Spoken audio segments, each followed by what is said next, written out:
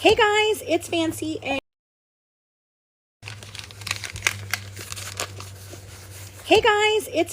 and you're watching the Good Wives Network. Oh, we did have a battle. No, that was last week. Forgot. Sorry. Wrong date. Do we have a battle today? We did, but I think they were all canceled because of the whole TikTok situation. So I'm sorry if we missed our little thing. Hi guys. Hey JJ.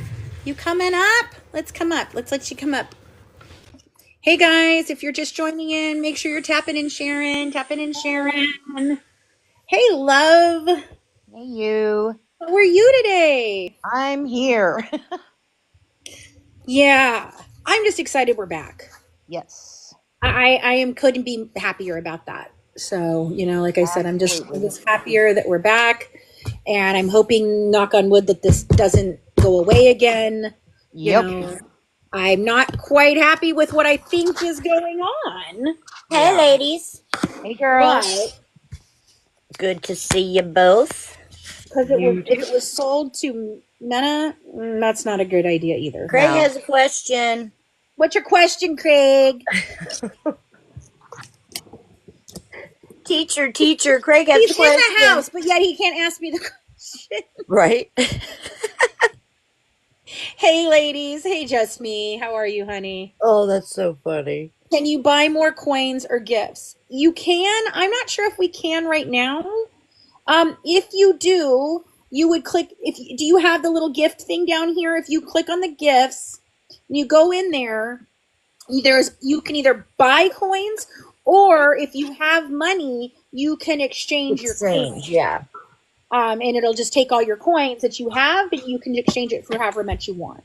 Right. So I don't know, but people were saying that they couldn't do that yet. So they had coins and they could use those, but they didn't know if they could. Things aren't totally squared away yet. Yeah, no. Yeah. Some people were not. Now there's some people that are being able to gift a lot, and then there's others that can't access it. Still, it's still messed up. There's still a lot going on. Craig. He sent you all of his the night the lights went out. Oh, okay. You have to go on the website. You can go on the website and charge it up. Okay, I get it. Because there's like a TikTok recharge website or something, and I guess you can do it through there, which I've never used. I just exchange my coins. So I haven't done it, but I heard it's a lot cheaper. Well, yeah, I'm sure if you're using your money, it is. But when I'm just exchanging coins, yes, right. I don't think you can use the coins over there. Yeah, Ryan is a big one on that one. She tells people to go to that. Yeah. Jeffree Star does too. So yeah, and they do big gifts. Yeah. Hey, Pink Cloud. Hey, Kat. How are you? Psycho. Sadie.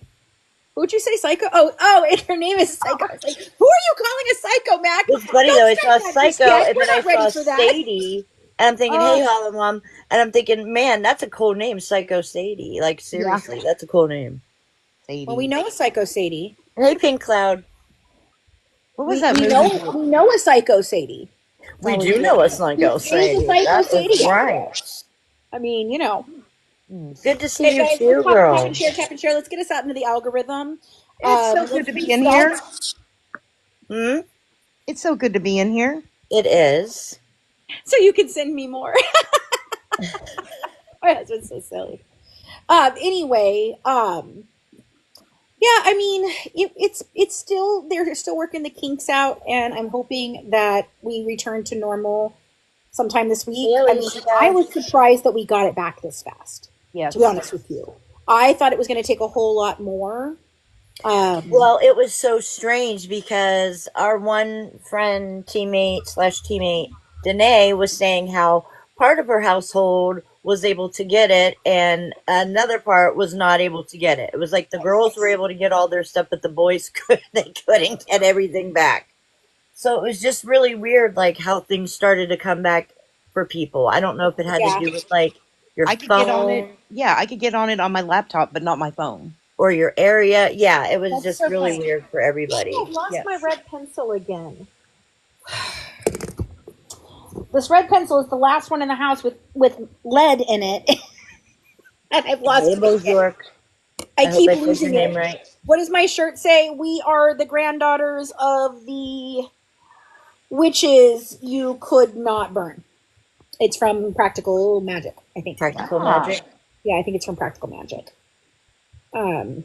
Which is one of my favorite movies. I love the whole cast. I love Stockton. I love Sandra Bullock. I'm not a big Nicole Kidman fan, but I thought she did a great job in it. I'm a bigger fan of hers than I ever was. Yeah, I've liked her a lot more in the last few years. Same. She's been doing some good stuff. Yeah, Allie, I'm so scared it's just going to be bullshit like the freaking Hocus Pocus 2 that we waited for. Hey, Bam Bam.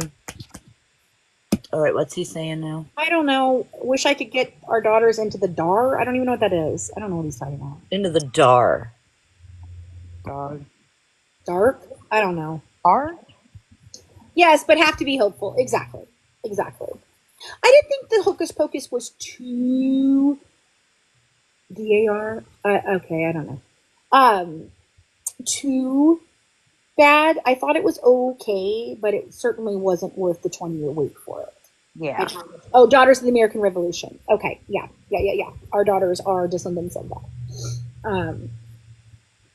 Yeah, you have to go on the website, Alicia. You have to go on the website. Yeah, it is. I just didn't know what it was because I forgot. I mean, I know that they're descendants of it. I just didn't know what he was meaning because I've never really talked about it a whole lot. Oh my goodness. Yeah, Thanks, Letterman. Thanks for helping out. Yeah. Thank you, guys. I'll make sure that I credit you. Just so we know. Goodness, let me... Letterman175 helped me out by giving me the name Daughters of the American Revolution in case anybody wants to know later. Right. Mm-hmm. Right. That's nothing on you, Letterman. That's just... It's nothing on you. It's what that's just people, you know... I made a video about it. Yeah. I know it's going around, and it's total and absolute bullshit. Yeah. Okay? Because here's the situation of what really happened. I was on a live where we were talking about it, and I was talking about the how many things are gone and all that stuff, and this person comes up in our box. And I don't even remember if I was on this live or another live. I don't know where I was. But someone came up in the box. And did I know it was Nicola at the time? Probably, when I was speaking to her. But to be honest with you guys, I'm going to be honest. If you come up in the box and you're not one of our regulars and you don't come up here all the time, I don't recognize your voice. And I don't just that, but you don't see the full name. So I'll just see NICO. I don't know. Bless you. If there's an E on the end, bless you. Or an A on the end. You were there. It's hard to know. So she then asked me a question about the specific thread of the chromosome, like what was it? And I said, well, I don't know that that's even been identified. And she's like, well, if we had that, we would have more information because I am, a person who has a microdeletion and I'm on some national database. And to be honest with you, she was throwing so much at me. I had no idea what she was fucking talking about. I kept telling her, okay, well, it should be in, if it's in the results, then it's what I've put out. So you should be able to have that. I don't know. Yeah. It was irrelevant, in my opinion. Thank you, Allie. So I then, because she kept insisting and talking about it, and she was on here for a while, and I think that was one of the one times where I was trying to drop her because we didn't know where to go with it, and she just kept bringing it back up, and I'm like, I don't have that information right now. So then, because she kept on, I went over here, and I think I looked it up in the drive, and I think I just typed in the microdeletion so that it would pull up all the pages. Yeah. And it did. And I found it. I said, okay. She goes, you're looking for a PK whatever number. I said, okay, great. It's right here. PK da-da-da-da-da-da-da-da-da-da. Okay? I gave it to her. I said, I hope that helps. Maybe that can give us some more information. Thank you for bringing that up. That's wonderful. She was drilling me on my son's part too. Yeah, exactly. Okay. So I was like, I don't even know what that is yet. And so after we got off the live, I went and looked it up because I was like, well, I don't even know what that girl was talking about. But if this is something that can help us have more insight, I'm going to check it up. We're all about learning new. So I did. For real. So I did.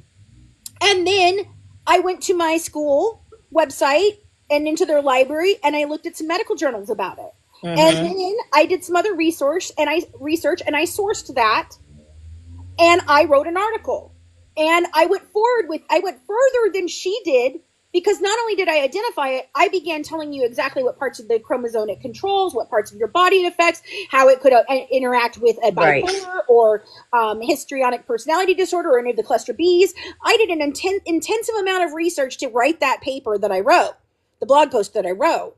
And then I was talking about it on Katie's Live. And Allie was there and Dinah was there. And I was talking about it. And she started saying something in the comments about, I helped her do that. I helped her find that. And I was like, what? What are you talking about? I don't even know what you're talking about. I don't know who you are. Because there's a million Nicoles. Right. There's a lot. Nicole, there's Nicole Dance Floor. There's Nicole that is the one that always is looking for objections and wants to argue it with you. And I honestly thought that's who it was. And I was like, girl, I don't even know what we're talking about, because I always talk to you. What are you talking about? Yeah. So then Faith was like, well, do you care if I let her in the box? And I was like, no. So she came up and she's like, hey, do you remember that we were on live and I asked you about this? And I was like, oh, yeah, I do remember that. And she's like, okay, so I'm the one who helped you figure that out. And I'm like, you're the one who asked me about it. I'm the one who gave you the information about it. But no, you didn't go any further. You didn't put any information out about it. You didn't do a video about it. You didn't write a blog. You didn't inform me anymore. You didn't even hit me up in my DMs to tell me more about it. I mean, any of those things would have been something I would have credited. But am I going to credit every single person who comes up on my live and asks me a motherfucking question? Dude. No, I don't have time for that. Dude. It was no slight at you. And when we were on KJ's panel talking about it, I said, hey, I'm sorry, I didn't even realize that was you. Thank you for the information, and it really did help us, figure some more things out. Thanks so much. That should be enough. That should be enough.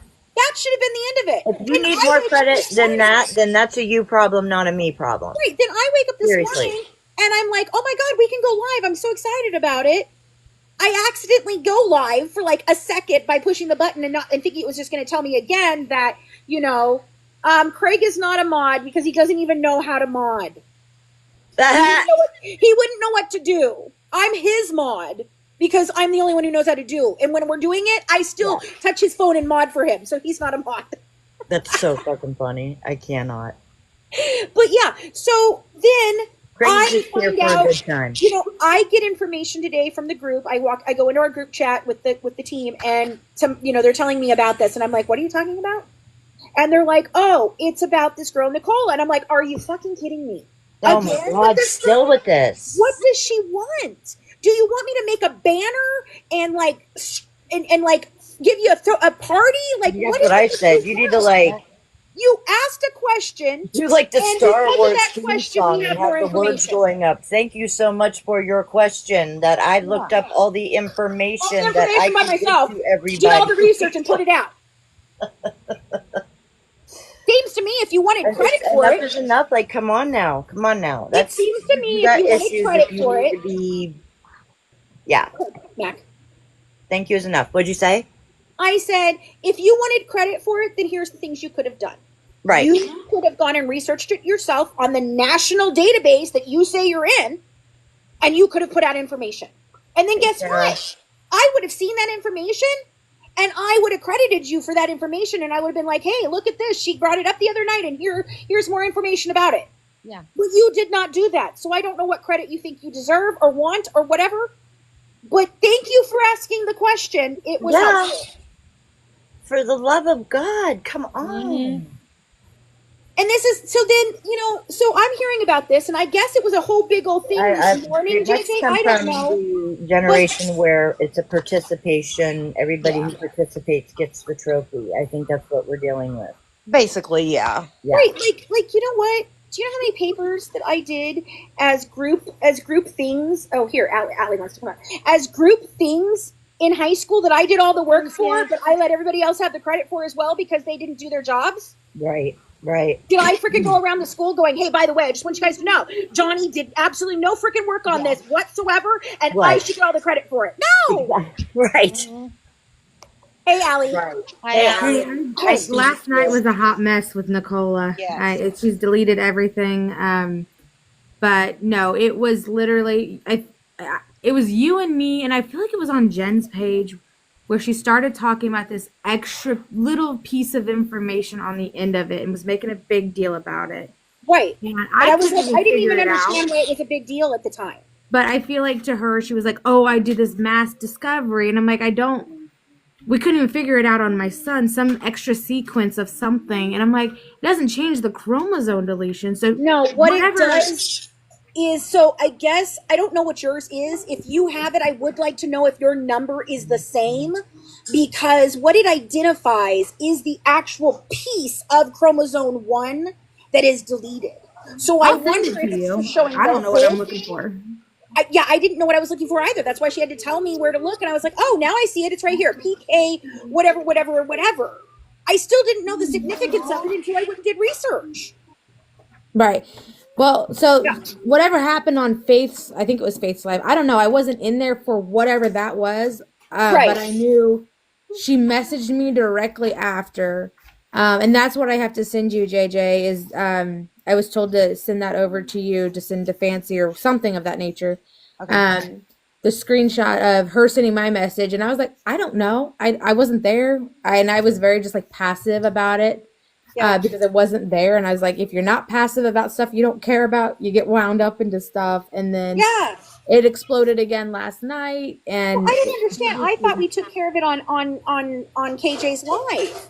I thanked her. I said, oh, that was you that asked the question. Like I don't know what more I was supposed to do.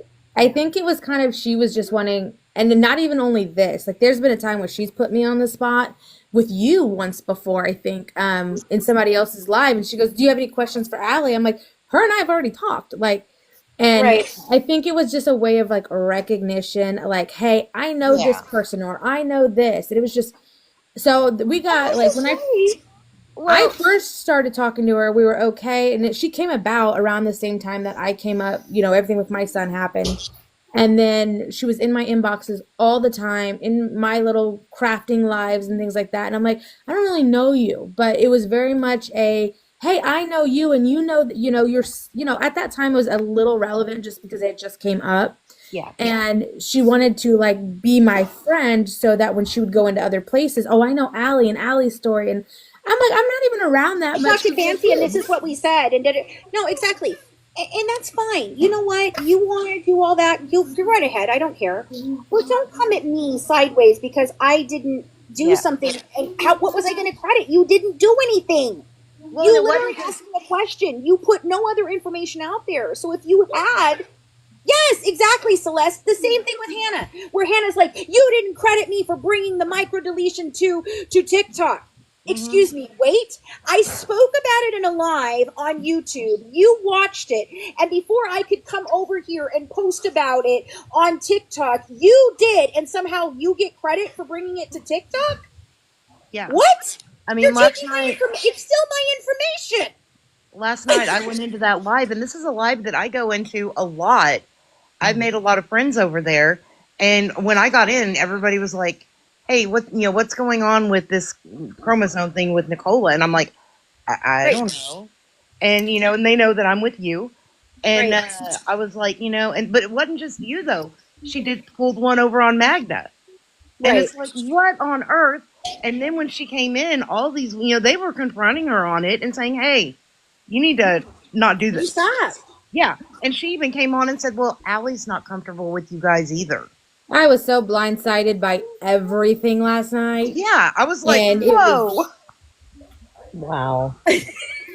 And that's why I went over. I was like, no, I'm just not comfortable talking when there's a lot of people in a box because it gets so overwhelming with me. It does. It really does. It does. And that was especially on like Jen's panel where there's just so many people on there watching and she has people and we talk over each other by accident because lagging and everything. I mean, I can understand.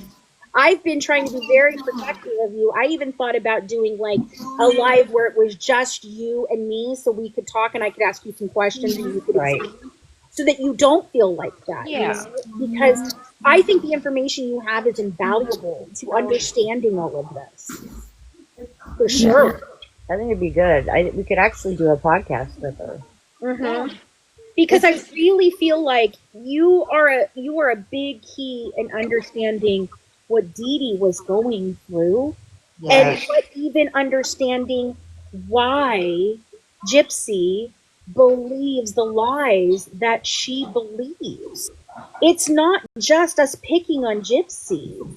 It's a freaking, it gives you insight into why did this happen? Because it certainly didn't happen for the reason they're telling us it happened. Mm-hmm. But can I believe that her cluster, if she has cluster B, which I doubt that she does not, like I would put money on it that she does, along with her chromosome disorder and the delusions that she has and the way she has convinced her that these things are true when we know they're not. Dude, that's concerning. And the fact that not a single person in her damn family nor friends wants to say to her, hey, look, no, you were sick and you still are sick. And by saying that you're not actively trying to get better. And you clearly need to get better. You murdered your mom. Right. Yeah. They are doing her no favor. No, you do not have the best decision making, and nobody is. And now she's taking care of a baby. They're not, and they're not leading her on the right path. They're not helping her. And I'm going to say it again for those that are in the back. Dee Blanchard, you are 10,000 times worse than Dee Blanchard for what you are doing currently right now. Mm-hmm. Dee 2.0. That's it. Not even Dee 2.0, because I don't even think Dee was, nope. to be honest. No, that's why I stopped calling her. I think Gypsy's in her own little category. Right, exactly. From the get-go. So, Allie, yeah, I get it. Like, and I want you to feel comfortable being able to talk and share, Well, I don't share too much just because, like, the big part, is over. The big part was finding out and telling everybody, like, somebody else has it. I'm not going to go every day and be like, oh, well, this because it's not about me. It's not about my kid. It's just a small piece of information to help somebody. Right. Like, I do talk on Jen's about, like, the current, like, health issues, but I don't need to talk about it on every single person's platform because it's not like that. Yeah. No, Jen, which is why I've come to where you are to talk to you, Right. I came in and the first time I saw you was on Jen's and I was sitting in the chat just in awe. And you told me about it right away. You were like, I was like, oh my God. Yeah, like seriously. This is incredible. Yeah. And when Jen called me up on the panel, I was not prepared for that. I didn't know what to do. Yeah, no, you said, oh my God, I wish I had notes. And I was like, if I had notes, man, I could ask you so many things. But I was like, okay, let's just try and break down some of this. So, like, I was trying to get, like, how much of a deletion does he have? And what was your stepdaughter like? And why do you think she has it? And your husband, does he have, you said your husband has it. I wanted to know how he got tested and how did we find out? Like, these are the things that can help us understand better what was going on when they were testing for all of this and looking for it. Yeah. Right. Well, and can I say something to Allie? Yeah. Allie, honey, I get that it's very intimidating. I'm pretty new to this. I've been doing this, 4 or 5 months now? And my first few months, I would not go on panel. I went in all the rooms. I went in Fancy, Ivory. I went in Natasha's. Just kind of getting a feel for everybody. Yeah. And the two that I feel most comfortable is where I've ended up at. And it took me a little at a time to get the courage to go up on live. And I feel like Fancy's taken me under her wing. Mm-hmm. And then in the other room, those girls are really great girls. Most of them are mods. I've taken you Fancy or Ivory or whoever. Right. And that room is like a room to relax. So when I went in there last night, we talk about crafts. I don't know if you saw the ugly doll that I'm working on for my grand. Mm-hmm. But it's supposed to be a room to relax. And so when I got in there last night and all that was going on, I'm like, whoa, So that was the first for me. It was blindsiding. I mean, and it was a planned thing, I think, on her end, because I had messages from Friday saying, oh, somebody said something about you. And I blew it off because I didn't care. Like, I don't care. And then, like, she brought it up again on the chat in my face. So I was like, oh, and then I was like, you know what? Whatever. I don't care, And I kept trying, like, I tried to tiptoe because, like I said, you're guilty until you prove yourself you're innocent, and everything you say can will be used against you. So I try to be very platonic about what I do say and very You know, I might occasionally say an opinion, but I try to stay very platonic because I don't want a target on my back. I don't have the time for it. Have one. You're not involved in this drama. You're not a true crimer who is just obsessed with this case and all of that. You are a mother sharing your experience with what you've dealt with someone who has been diagnosed with this. Yes. And that you're going through it right now. And I wanted everybody to understand that it's only been a little hop and a jump and a skip of weeks that you even found this out. Mhm. Yep. She has not known about this for years and years and years and years. She found it out just a few weeks ago, and she's still going through this process. Like, I'm watching you go through what I imagine Dee Dee was going through when they finally told her, hey, no, here's the reason. We have the reason now. Right. You know, can you imagine what relief she felt at that moment? Right. Yeah. No. Yeah. I can't imagine. So, and that's like I said, JJ, I will send you. I think I can send you photos on the hand site that we were on last night. Okay. Of what was asked for me to send to you. Okay. I mean, Nicola did come into my messages on that site last night saying, so they're not going to forgive me. And I'm like, you watched it all. No. I mean, because you heard how hard it was with Magda. You what? That's just ridiculous. You heard how hard it was with Magda. I just don't understand why we need the to drama? do this. Why are we always trying to tear someone down? Yeah, and I mean, the main reason I like that group is, you know, there are two sides. There's the for Gypsy side, there's a non-for Gypsy side. Then you get over here with the non-Gypsy side, it's broke down to, you know, I'm with this creator, I'm with that creator, I'm with that creator, but yet we're all mods. And, you know, we're just hanging out, doing our crafts, doing our games, and having fun when we're not with our creator. Does that make sense? Yeah. And so for all that crap to go on last night, I was like, dude, I love Magda, I love Sabrina, I love all those ladies. They've been good to me.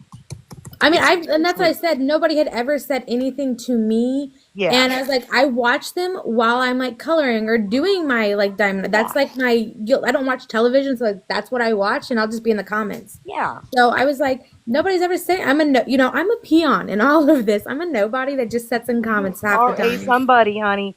Just relevant in all of this. So find who you are comfortable with and who makes you, you know. I had a feeling with this girl for a while. I go into other rooms. I go into a lot of Jeffree Star rooms and his friends. Yeah. And I've actually had her come in there, and I'm like, that's not a normal person I see in this room. And she's one of the ones that comes up and she'll like, I can't get her down once I've got her up here. Yeah. And I'm like, okay, we're trying to move on, which is what was happening that night. Yeah. By the way, Chrissy B, just in case, I'm just giving you credit right now for asking a question. Does anyone know what year they started testing for microdeletions in general? Yes. The 1950s is when they could begin testing for microdeletions. However, the first case of 1Q21.1 microdeletion syndrome was identified in 2008. Uh-huh. So all those years, 1991 to 2008, they didn't have tests. You've been 17. Yep. They didn't have tests for it. They didn't even know what it was. They knew she had a chromosome disorder. And that's why I keep saying, yeah, Rod says, oh, she told us she had a chromosome disorder. And, you know, they try to make it seem like he knew about it. Like he's like, oh, yeah. No. If you listen to what he actually says in Mommy, Dead, and Dearest and not just take half a fucking sentence apart. Yeah. Okay. 2011. She was tested in 2011. He actually says, well, we didn't believe any of that. We don't believe any of that now because we know that it's wrong. However, that's the first one of his first lies because he did know about it in 2011 and he's admitted to it. And Gypsy knew about it in 2011. Obviously, she's admitted to it. And we have proof now between her conversations with Aaliyah. So the thing of the matter is in 1991, when she was born, they identified she had a chromosome disorder. They didn't know which one it was, which is why in 2000 and 2005, 2000 and 2001 is when they did the muscular dystrophy biopsy. Well, here's the thing. Did you understand that muscular dystrophy is a chromosome disorder? They were looking to see if it could be the cause of several of the things, because they were looking for what was causing the muscle weakness. They were not attributing all these other freaking problems that she was having to that. They just thought those were random things that she had. They couldn't understand it. And so they were looking. So that's the whole reason why they did the biopsy. And then they ruled it out. Now, I don't understand why it kept being charted, or why Dee Dee kept telling people that that's what she thought her kid had. But maybe it's because they couldn't give her any other explanation. And since they couldn't give her an explanation, she just didn't accept what that doctor said to her. I don't know. But for the fact of the matter is you know who committed medical fraud on that? The doctors that continued to chart it, knowing that it wasn't what it was, because they had the documents to prove that that's not what it was. So somebody should have said to Dee Dee, hey, no, we're not going to continue to put this in her records because you had this test done and it absolutely is not that. Do you want us to reconfirm this for you? Which Flaster team did, by the way. He did the MRI, again, of her spine and her head, and determined, no, not muscular dystrophy, and it's also not the other things that she said it could have been. I think she said, like, cerebral palsy. Like, she was just trying to figure out, does my kid have cerebral palsy? Does my kid have muscular dystrophy? Could she have this? And in 2011, she got her answer.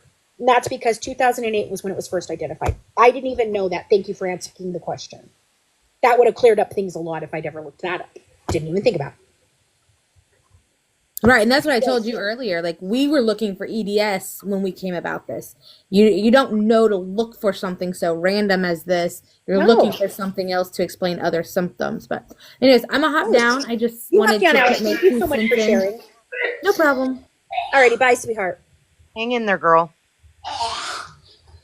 Okay, so since that's done and over with, I have one other thing that I'd like to address, and then we can talk about whatever. I'm going to address the elephant in the room because I talked about it on Jen's, and I know that there are people in there that are going to run out there and be like, ah, rah, rah, rah, rah, rah, rah. Here's the situation. What I said about Kesh. Do I think that she looked stupid in the conversation with Perez? Yes, she looked stupid. It does not mean that she is stupid. It means that she was unprepared for that conversation. And you want to know why? Because even after a year of talking about this, the crew that she hangs with does not talk about the facts and the evidence of the case. They're too busy talking about what hobby horse she is riding. Okay? And no shame to that. That's the conversations you want to have. Fabulous. But the only thing you could have said one freaking word, microdeletion. He asked you for a specific. That's the most specific one you could give him. And you couldn't come up with it. It makes you look uneducated. It doesn't mean you are. It just means that you were nervous. Probably. I get it. You were fangirling. Okay, because you fangirled over Ryan. I mean, he's just a nobody, and you fangirled over him. So, of course, you would fangirl over somebody like Perez. But it set us back again. Because instead of a freaking major player, a major freaking content creator getting information, he walked away knowing nothing. And guess who called that out? Bree. And I agreed with Bree. She said, oh my God, she looked completely stupid. And I said, she did. That's really sad. Because it was a missed opportunity. It is not commentary on who I think Kesh is a person, or whether I think Kesh is bright or stupid or any of those things. It was just a missed opportunity. Again, because we're still grossly misinformed about this largely in the public.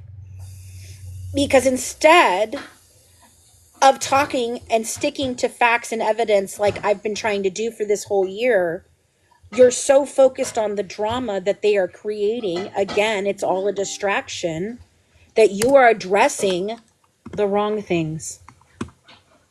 You are addressing the wrong things. And that's the problem.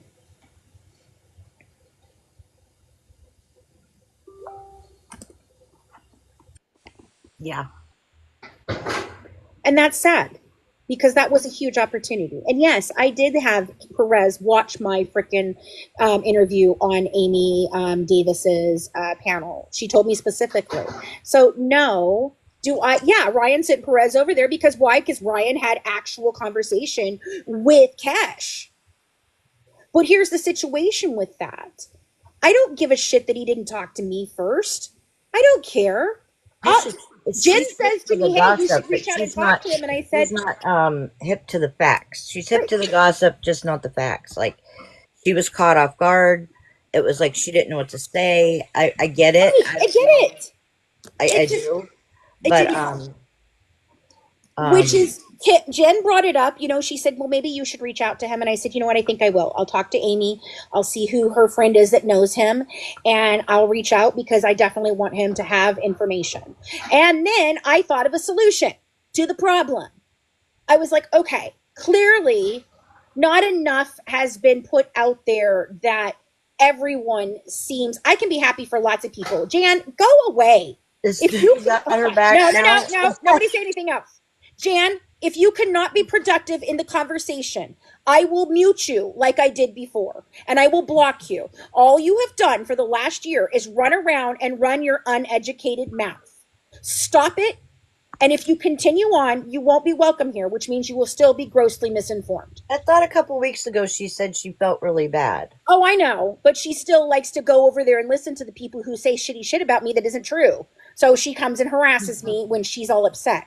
It's not about not being happy for someone. I'm perfectly happy that Perez got to talk to Kesh. Woo for Kesh. I can give a shit if you want to be honest. It ain't about it. I don't care. I don't care.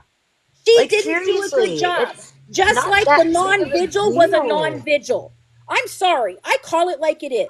I have perfect happiness for lots of people. But anyway, Jen said to me, maybe you need to reach out. So I said I would. And then you tried to accuse me of the fact that I wanted it to be about me when it was Jen who gave me the information in the first place. Thank you.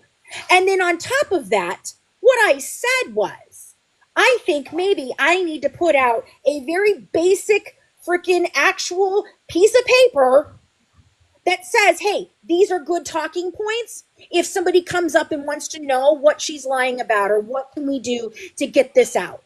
I don't give a shit that Becca's name was mentioned. Fuck you. I could care less about what Becca does or doesn't do. I was glad that she at least directed him to somebody who had at least some kind of educated comment. Hey, by the way, since we're telling stuff and we're out here doing this, do you want to know who Becca's actual source is? I do. Who she claims it is. Now, I have never seen any proof of it, but she claims she's talking to Stan Hancock. Now, I have a problem with kind of that. I think it was a great idea when I first started thinking about it, but I also have a problem with it because it's Stan Hancock, who was the lead detective that fucked this all up in the first place. So, of course, the information that he's going to give her is going to be pro himself and pro keeping his people were trying to do their jobs, you know, and well, not if you read the case file, sir, because I have some questions for you and Mahaly. I'd love to talk to you, Stan, and ask you, why do all of your officers that were on scene that night have different stories of same things that happened, but they have all different stories? Why is the two officers that went inside and tried to find Dee Dee's body, why are their stories completely 100%? You know what? Mod, start taking them out. I'm not going to sit here and do this today. I'd like to know why they both have different stories, even though they were both in the room at the same time and discovered her body together. I'd also like to know, Mahaly, why you were given the information to know that Nicholas was diminished capacity and that he did not have the ability to understand the rights that you read to him, and you knew it. You also knew because his mother told you while you were sitting there. You knew that what you did violated his civil fucking rights. I want to know why you didn't question David about the kitchen window, or why he was in there, or why are there 15 different stories about whether David was entering or already in the house and then coming out? What about that? What about the crash that everybody heard, but nobody has the details right? I'd so like to know about that. Why don't you ask him those things, Becca? Instead of trying to prove a point that Ryan and I put out originally by discovering it's already been proven. Whatever. Yeah. You know what? I find it really interesting, and we never said anything. Ryan and I sat around and we said absolutely nothing about it. You literally heard us talking about the baby powder and the dryer sheets, and then just a few days later, randomly, you come up with the fact that she did an actual search for those things. But guess what, Becky? You didn't show the search. And I'm really wondering, because at the time, You didn't have a way to put in a FOIA request to get more information. So whatever Stan's telling you is some bullshit that Stan's telling you. And if he even told you that, because I don't believe he did, but guess what? It's not in the searches that anyone has in evidence. It's not on Nick's searches. It's not on Gypsy's searches. So excuse me, can you please explain to me where that search is? I'd like proof. Since you all want to ask me for proof all the fucking time. Where's your receipts? Because just saying something is true does not mean it is fucking true. Okay? Yeah. No, I don't give a shit about Becca's name being given. I don't have respect for Becca because she sits on a panel with people as a professional nurse and sits up there and bashes and makes fun of people on the daily. No, I'm not saying the baby powder was not true. I'm simply telling you there is no evidence of a search being done for those items. Do I believe that Gypsy put those items there for that reason? Yes. Do I have proof of an actual physical search on her internet? No. And I don't say things that I don't have proof of unless I tell you it's my opinion. Yes, he is gross. He is gross. I'm sorry, he is. I don't care. He can try to call a truce with me. By the way, for those of you, since we're on the subject, hey, Morbid, why haven't you, if you want to call a truce, message me? You have my email. You're on my Instagram. You're on my thing here where you can message me. Nicole and Starlight both have my personal phone numbers. So if you're so interested in a truce and reaching out to me to apologize for calling me an abusive person to my dog that is now passed away, or the other little baby that is mourning her death, then why don't you do so instead of talking about it on a live and making it all about you? I don't want a truce with you because guess what? You know what a truce indicates? That I have to be participating in something. And guess what? I haven't been. I've not said shitty shit about you. I criticized a non-vigil that I will to this day stand on a soapbox and tell you, you did nothing to help the cause that day. You made it worse. Now, you have gone on and you have bought a beautiful urn through your people for her family and shown the Petrie family that people care. Not you, but people care. And I think that was a lovely sentiment. And I thought it was a beautiful urn. Now, do you remember me saying that again, Jan? So that you heard it in fucking detail now? Because I already said all that shit.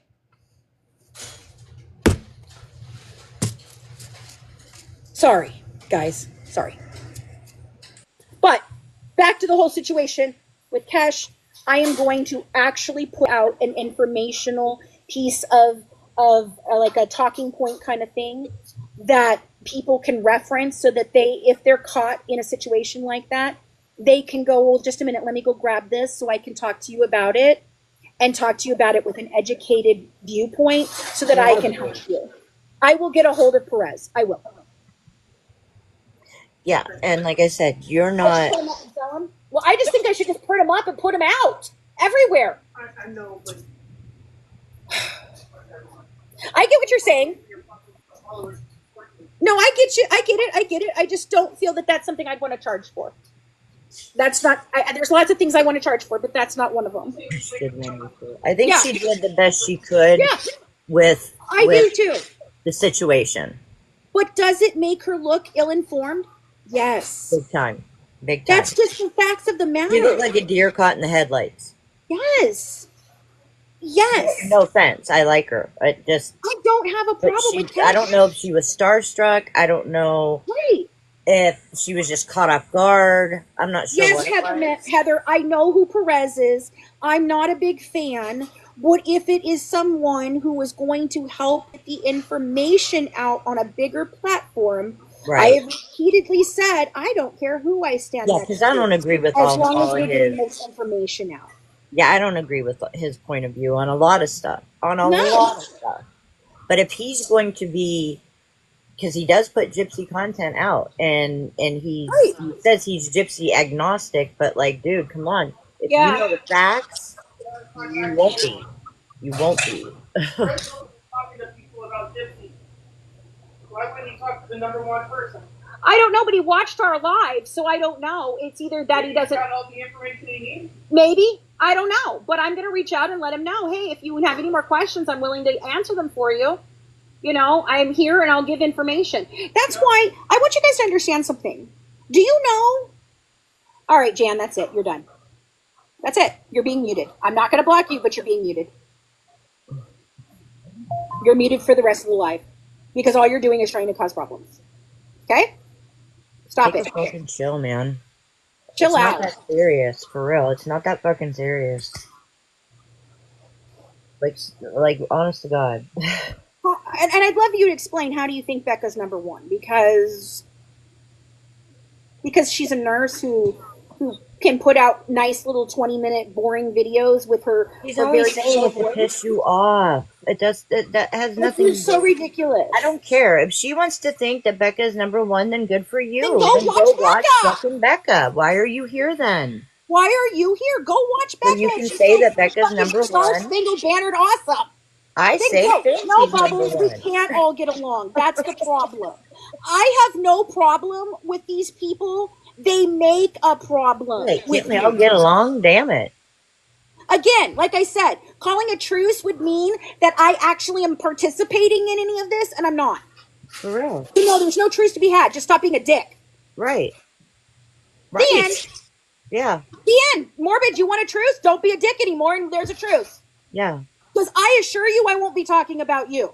And in fact, I wasn't talking about him in this whole thing until you guys started mentioning him. So then I had to talk about him. I mean, you want to say shit about the truth about me or something like that, but when you just make up whole ass fucking lies just to fucking... Because, okay, hold on. Bree, 111, I'd love to know the same answer. Why not, though? Why do all gypsy content creators want to fight with each other?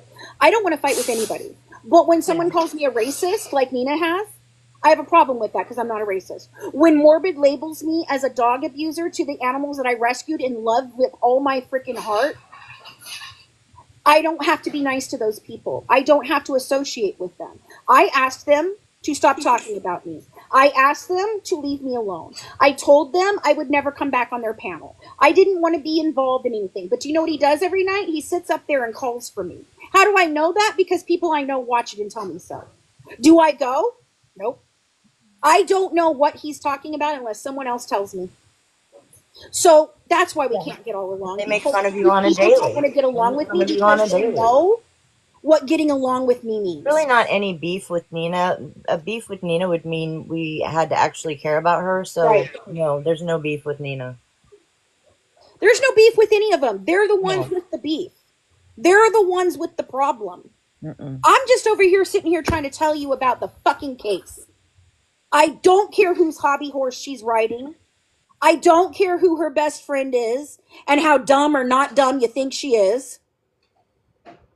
I don't give a shit that Toddy One Skip wants to sit over there and talk shit on me about my dog when she knows nothing about me. And he makes the statement, well, I don't care enough to actually call it in. Over the fucking so it power could of be investigated. No.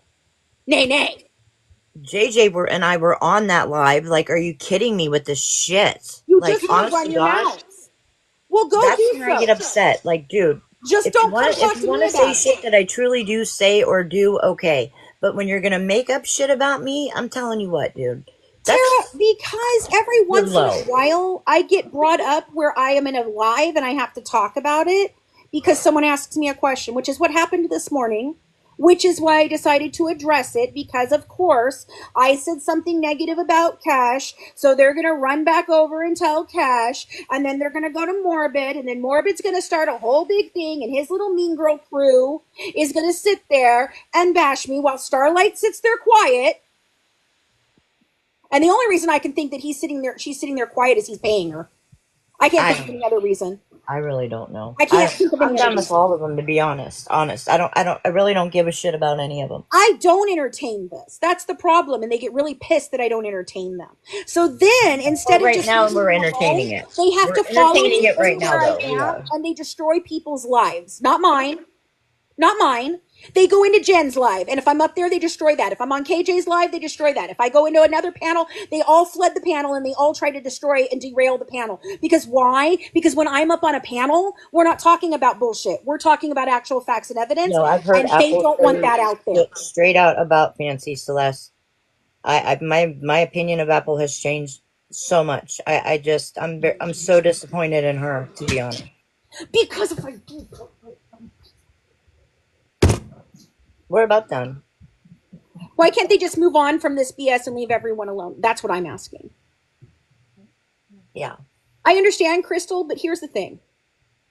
Starlight claims to be my friend. And if Starlight were my friend, I don't know. When I am in a room where someone's talking really poorly about my friend and I know it's not true, I do one of two things. I say something or I leave. I don't sit there quietly allowing them to say these things about my friend while I just sit there, because my silence indicates that I'm agreeing with them. I mean, seriously, especially when they're talking about ABUSC. Oh, Deborah, no, she accused me of animal abuse. You go F yourself. Go watch the damn video. Yeah. Fucking crazy. Why are you all in here? What are you doing in here? What do you want? You must have Is there something I unblocked can them. help you all with? Is there a question you'd like me to answer so I can make sure I credit you for it? You unblocked everybody. That's just why. That big old bad old Fancy is fighting all of you because I won't stand up for the bullshit that you guys do. Is that what it is? Because that's it. If I see something that I don't agree with, guess what I do? I call it out. I don't care who it is. I call my husband out on shit. Ask him. He'll tell you. I call his bullshit all the fucking time. No, that's bullshit, Craig. No. Mm-mm. I don't stand around and just let people fucking say bullshit things. Just like I called the bullshit out about what I think the TikTok ban was about and what I think they've done. I also will call out shit about politics. I will call out things about other things that I see wrong. What bad behavior is that, whimsical mama? What bad behavior? I'd like to know. Give me an example, one actual real example of bad behavior from me. Love to know. No? Didn't think so. So this is the problem. Anyway, look what I got for my birthday from my daughter. Isn't this cool? Oh, puzzle book. A true crime one. I've been Yeah, that's cool. one. So I'm gonna post them like I'm gonna do like a daily, like a weekly post. I think one a week or whatever, maybe two a week, depending on how big this book is. It's like 100 and some odd pages, so that'll get us through most of the year, like half a year. So if I post them once a week or twice a week, then we should be able to have, be able to do these for a long time. I thought that was it. I like it. I like it too. I think it would be fun. And I love those kind of things. Like can I show inside? Yeah. Like, look, see here. Like, it's got these different. There's all kinds of different types of puzzles and stuff. Oh, wow. It's got all kinds of different things. When I was a little girl, I think I was like 10. I was in the local bookstore with my mom, and I was looking at books, and I wanted a book, and she's like, no. I don't know where my daughter got it from, probably off Amazon. I was asking for books, and they were just like stupid books, like just random, like, can I get a babysitter's book? No. Can I get a babysitter's club book? Can I get this? Can I get that? And my mom was like, no. Yeah. Do I call out Israel for genocide? No, but I believe that because I don't believe in that, Feedy. I don't think that's what happened. But I do call out other things. Don't come in here and try to start some political bullshit, please. We're not doing that. I'm not even. In fact, I'm going to block you for even asking that. I'm sorry. You're just trying to cause problems. You're muted. You're muted. I'm not even going to sit here and deal with that. Okay, so, no, but I call out Hamas for terrorism. Exactly. Thank you, baby. That's what I was looking for. So, I don't care that people are getting blocked. See, you come in here and you act like this in my home. This is my home. I don't know if you guys know this or not, but I'm sitting in my house. I am allowing you into my home. And if you come in my home and you disrespect me, you know what I'm going to tell you to do? Get the fuck out. Well, that's the whole thing. I'm going to show you the damn door. You unblocked everybody when we thought TikTok was going down, so they're all coming in now. Right. I unblocked all of you on the last night of TikTok, and you know why I did? Because I wanted you to hear me talk about all the things that had happened over the year and how much TikTok had done for actual helping this case. Right. So anyway, back to my story. So I was asking for all these dumb books, and we get back to the one area, and on one of the clearance book racks was this book that was like, it was like this big. Seriously, it was like this thick. Okay, even thicker than this maybe, and it was all just like logic problems, right, and mysteries and things like this. And I begged my mom, and my mom was like, all right, that's educational, I can't tell you no. I'm telling you, that book was with me everywhere for years. Aww. Years. Because I would just enjoy doing them and figuring out and showing them to people. And I was like, oh my God, it was such a great book. Like, and it made me have logic skills. It gave me all these things. Like, that was how I was. Like, I loved that kind of stuff, which is why this case has grabbed me in the way it is, because it's just a puzzle. It's just a puzzle to be found out.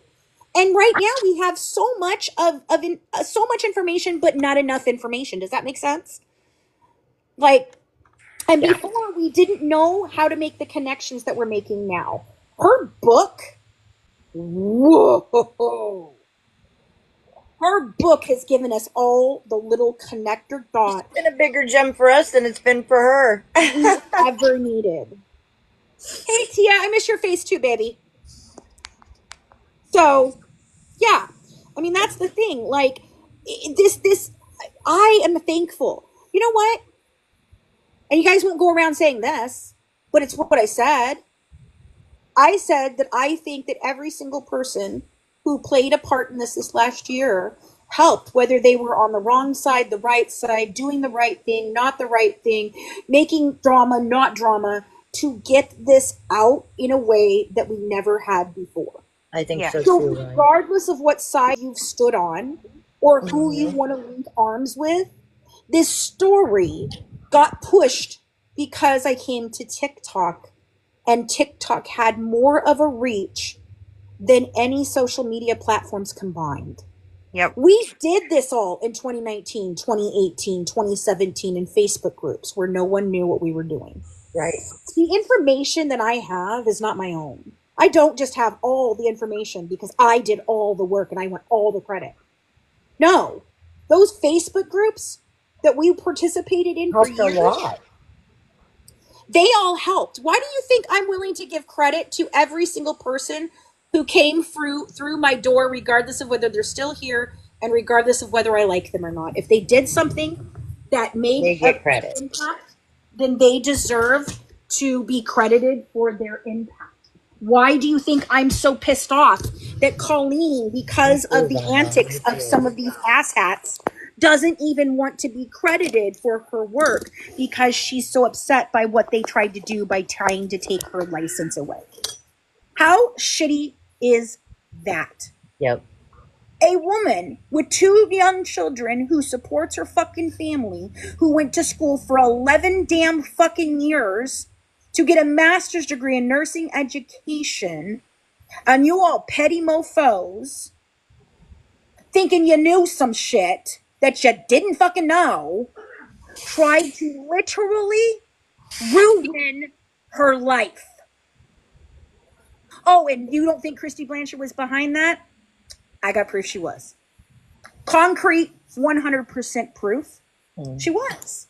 And I'll be showing that eventually because I have it now. I understand how that happened. And I am absolutely appalled at the people who participated in that, because one of them happens to be an MVP expert who should know better, who has not done their homework. And that's not even Mark Feldman. No one in the Munchausen by proxy industry has done any of their homework. What you are doing is setting back a movement of awareness by years, by continuing to allow this lie of medical child abuse to stand. Right. You're Munchausen by proxy experts. I would think you would be the most upset. But you've never looked at her medical records. And if you have, you've only looked at the medical records that, Gypsy and Christy have given you to look at. Well, they keep You've never saying it. spoke to people who can tell you actual things. Yep. And to me, as long as they keep saying that it's Munchausen by proxy, I'm going to keep saying it's not. I'm going to You guys keep think I'm saying obsessed. it's Why won't I go away? Why can't I let this go? Because clearly if I do, She the sings. truth gets lost. She just doesn't sing on here. I do sing, and we're going to get back to doing karaoke at some point. I just haven't done it. We've No, been so busy. It's It been has a lot. never been, nor it will ever be, Munchausen by proxy. Nope. And the fact that there are people still saying this, why am I so upset? Because there's a woman out here that is taking people's stories and appropriating them for herself, for financial gain, who unalived her mother for dick. Yep. For dick, and because she has serious mental health problems, Gypsy Rose Blanchard, serious mental health problems that her family and everyone associated with her, including Dr. Fabian, Yeah. who have done absolutely no work to try to help her. So in all honesty, Gypsy is still a victim of the family. The family. Not just Dee Dee, the family. And I blame Dee Dee for not getting her proper mental health help. I do. It's the one thing I think she did wrong. But because Christy and Rod are all going to just sit there and let her pretend she's got no long-lasting effects, I say fuck you. And I'm going to stand out here and I'm going to scream it from the rooftops because people need to know. Because there's people like Allie who are going through something like this, and she deserves to have her voice heard for her children. And the research needs to be done properly so that we can talk about this in an actual fucking realness. Because it's not doing anyone a damn bit of good to continue spreading a lie. Oh my God. Who's released the Kraken? Who is that? I don't know. Ask a question. Go ahead. Ask a serious question. I don't mind serious questions. And even if I don't agree with you for what you want to know, I will still talk to you. Who bought the Pepsi? Hey, which one of you are you?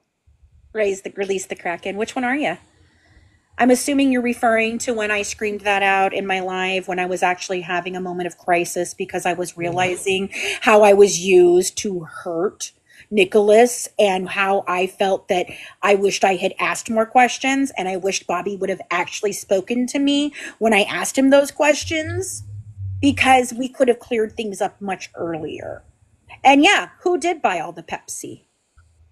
Because Gypsy couldn't drive. Dee Dee wasn't going anywhere all the time. So who bought all the Pepsi? Were they just having it delivered to their home? Was David or Dan or Sebastian? Or Natasha says Walmart did a grocery delivery the day before she was involved.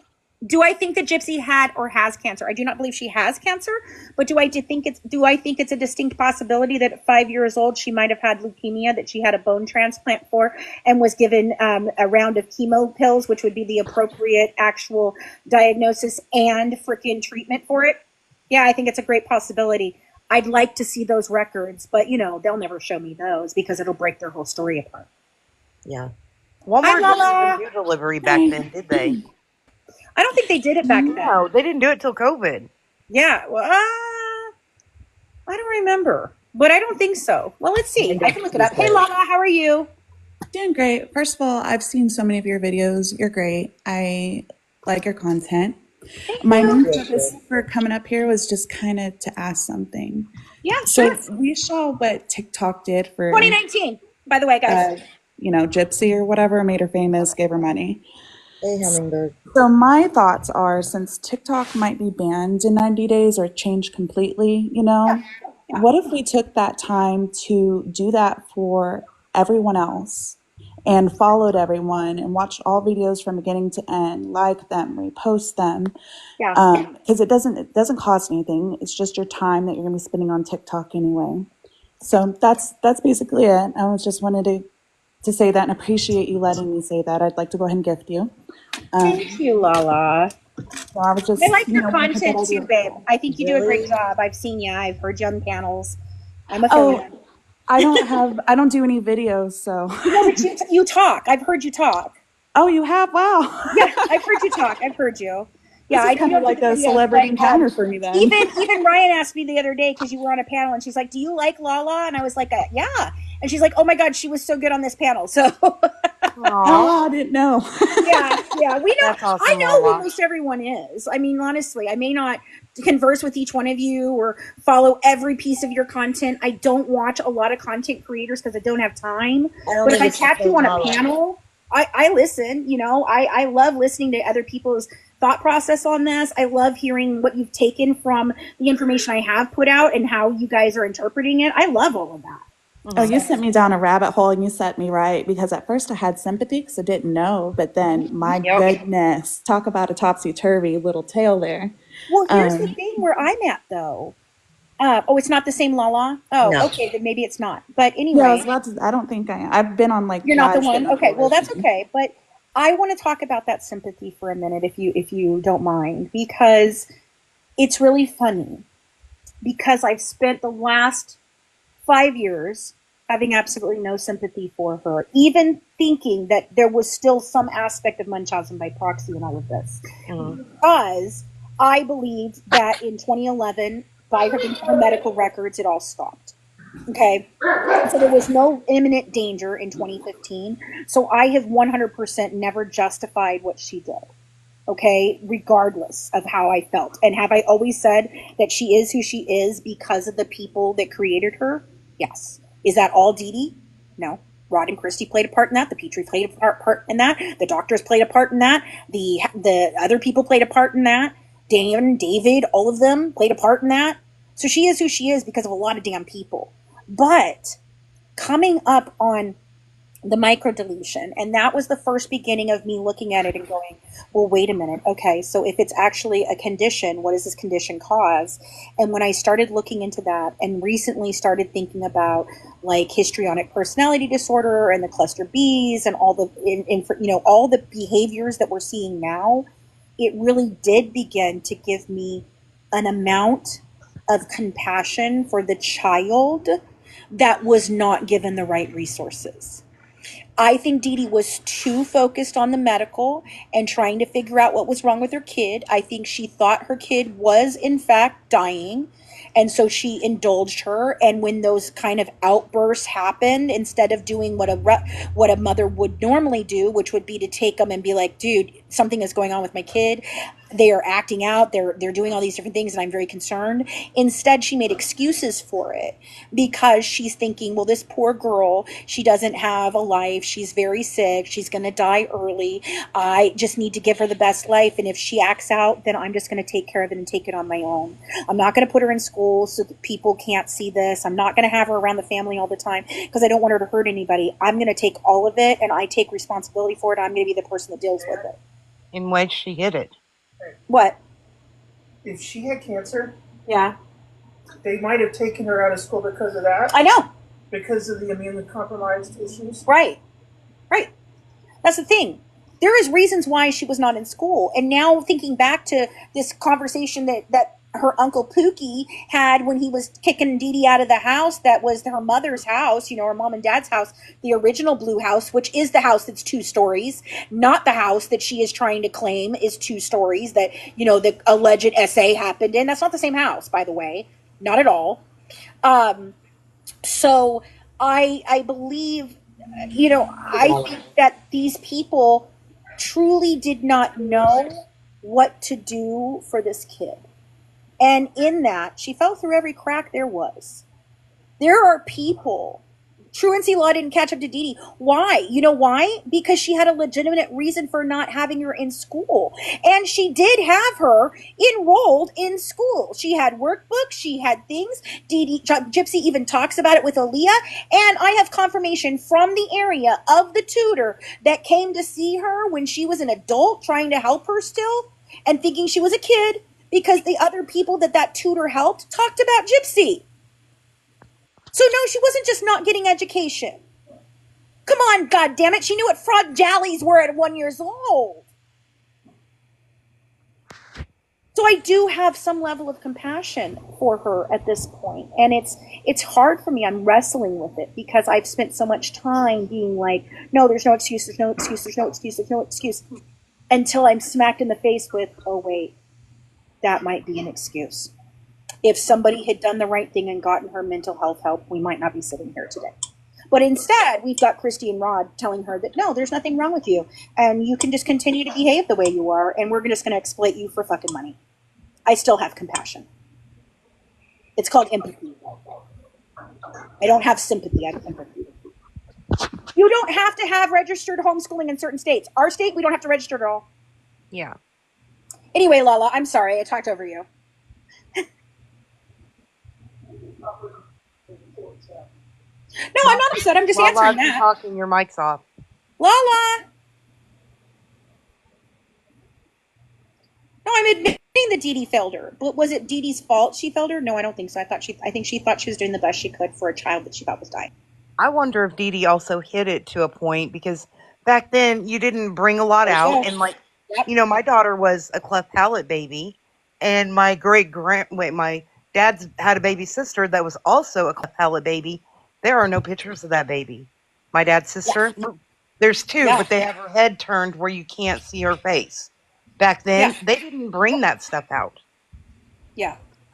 And over the years, it's getting better. I think Dee Dee did the best she could at the time period. Yeah. I think she hid her away from the world because of that, and I think she thought that was the best thing she could do.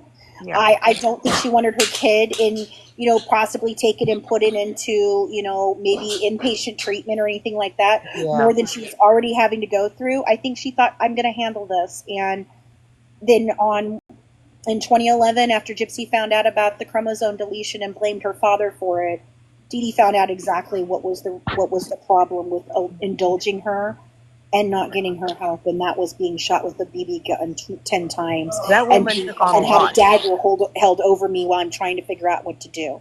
And then she went to a hospital, and she freaking covered for her. Coming up, Lala. Thank you. Thank you, Lala. Dee Dee took on a lot. What do you mean? Okay, Sandra, I don't know if you're new here, but we're talking about Gypsy Rose Blanchard. Anyway, so yeah, I think that Dee Dee took on a lot. I think that Dee Dee blamed herself. And I think, I've thought about this, and I've thought about this, and I've thought about this, because now this makes the story. Now, granted, we have disproved that the stories she's telling about being chained to a bed or her mother, Angel, I'll get to the child support in a second, didn't happen when she says it happened. Okay? But here's the thing. If my child, who I was protecting from the world, and I freaking had to go to an emergency room to cover up attempted murder of my life, and then I have to go home and live with this child who is completely out of control, running the streets, having sex with whoever in the world, stealing my medications and selling them, stealing my money and trying to run off, I might have done the same damn thing if I didn't want to put her in an insane asylum. Yeah. What was she supposed to do? Mm-hmm. If you've got someone in your home who is trying to actively unalive you, I mean, and she wouldn't leave at that point in time. I mean, I don't know. Like, what was she supposed to do? And it could have happened that way. Do I agree with it if it happened? No, I don't agree with it if it happened. She should have taken her to get proper help. Mm-hmm. But maybe that was the only thing Dee Dee could think to do. Or maybe it just didn't happen. My bet is on it didn't happen. But if it did, I can see the scenario when it did. Yeah. It makes sense in that aspect. And she's told us now, she's tried to claim it happened at other times. Now she's claimed it happened in 2011. Well, what all happened in 2011? I can tell you a whole hell of a lot of things happened in 2011. That makes me think, maybe she did. Maybe she had to. Maybe she was tying her up at night so she wouldn't climb out the window. I don't freaking know. Mm. But do I think she was tying to her and making her pee on the bed and starving her? No. I don't think that. Absolutely not. Yeah, no. Eliza, I can see you thinking it that way, but I don't think that would have been an intentional thing, though. I think if she was intentionally not getting Gypsy help, that would be different. But I don't think it was that. I think she just was a mom who had no idea what to do. Hey, Tina. She had this crazy kid, and she had no clue what to do. There are lots of parents that go through that. I've gone through this with my own child and had to get her the help. And do you know how hard it was to get her help?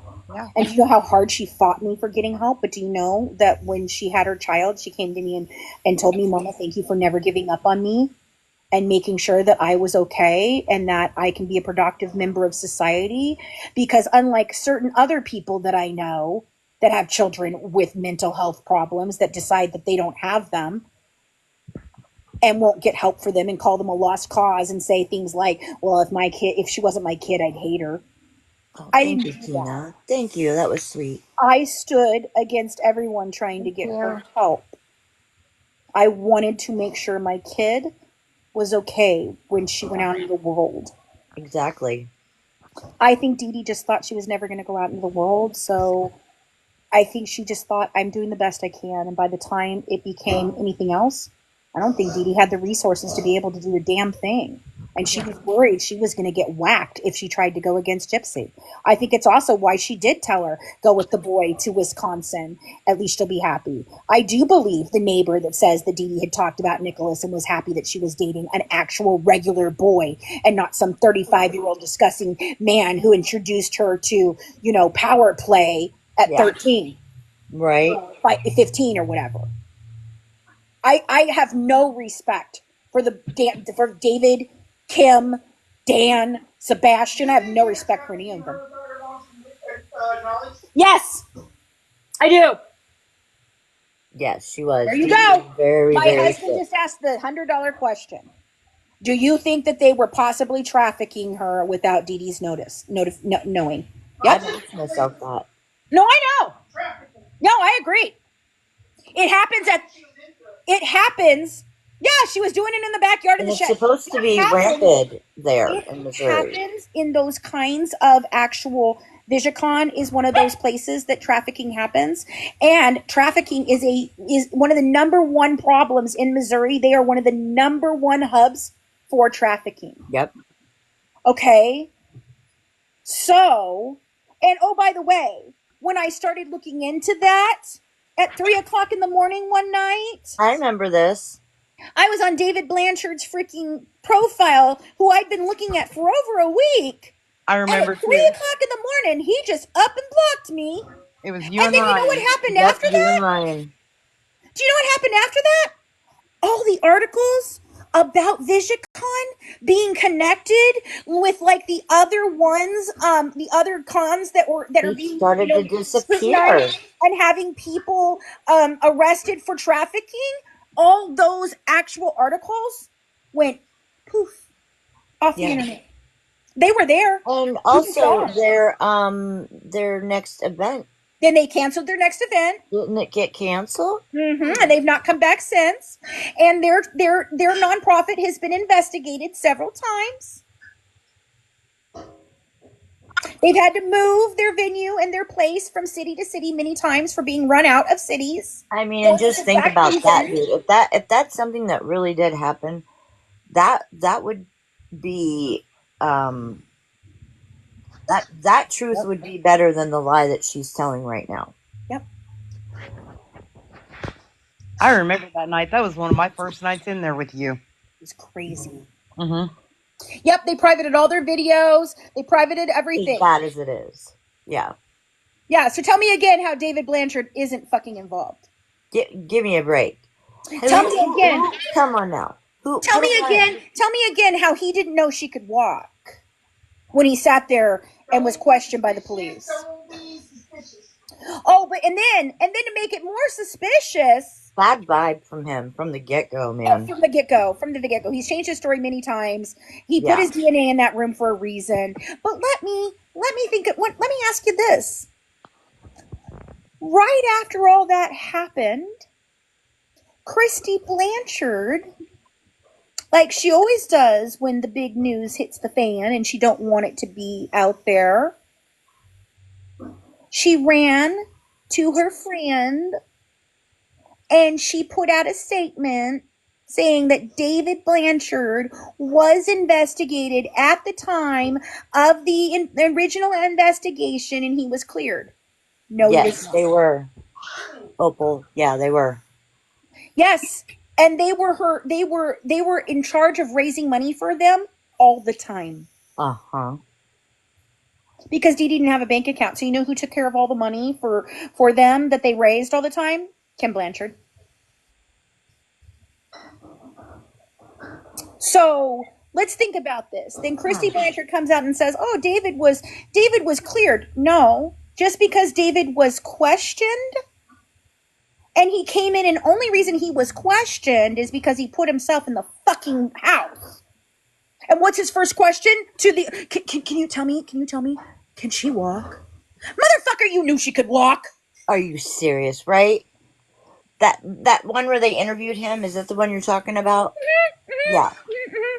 And then he does the same kind of bullshit acting that she tries to do when she finds out that Dee Dee isn't alive anymore. If what you suspect is true, yeah, he didn't have to know she could walk. Yep. He knew she could move in bed. Ooh, burn. Huh? Burn. Did you hear what Craig said? If what I'm saying is true about their relationship, he didn't need to know that she could walk. He knew that she could move in bed. Wow. That's burn. But think about that. So Christy Blanchard has to come out and be like, no. David was cleared. I don't know why they're doing this. I don't know why Fancy's talking about it. It's horrible. I can't believe she's doing this. They were cleared. I assure you, no one was cleared.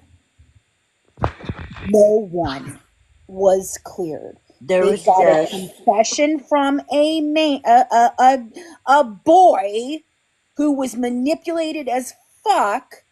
They got a lawyer who, in my opinion, allegedly for entertainment and educational purposes only, did not just happen across Gypsy Rose. He was looking for him. I think he knew her. Looking for somebody. I think because his little family is involved with VisionCon too. It's the biggest thing in the area. That so maybe VisionCon. That's where he found her. Mm-hmm. They found each other. Greg needs to see what we found. On him. Any of the men that she was connected to at VisionCon said, "Hey, you know who would be a perfect patsy?" Yep. Sorry, I'm not trying to be all against it. No, you're fine. You're making the deductions, but I'm saying you're picking up what I'm laying down. I agree. I think he was more. So why would Christy need to come out? Doth the lady protest too much? And why do you need to come out, Christy, and speak on David's behalf? Why can't David speak on David's behalf? Why can't David come out and be like, dude, I don't know what these rumors are, but I'm going to tell you what. She's running the show. She's running the show. Their asses were up there how fast after that happened? 3 days. Yep. 3 days. 3. And Mike Stanfield. I call my daughter Sweet Pea. Hey, Jamie, just a second. Mike Stanfield was assigned to her case before she ever stepped in to Missouri. He was on her case at the day they were arrested. Before she was even fully arrested, he was already entering his frickin' bid into the court system as he was representing her. They didn't even know if she was going to be fully charged yet. No. And now he's her manager. Hey, Jamie.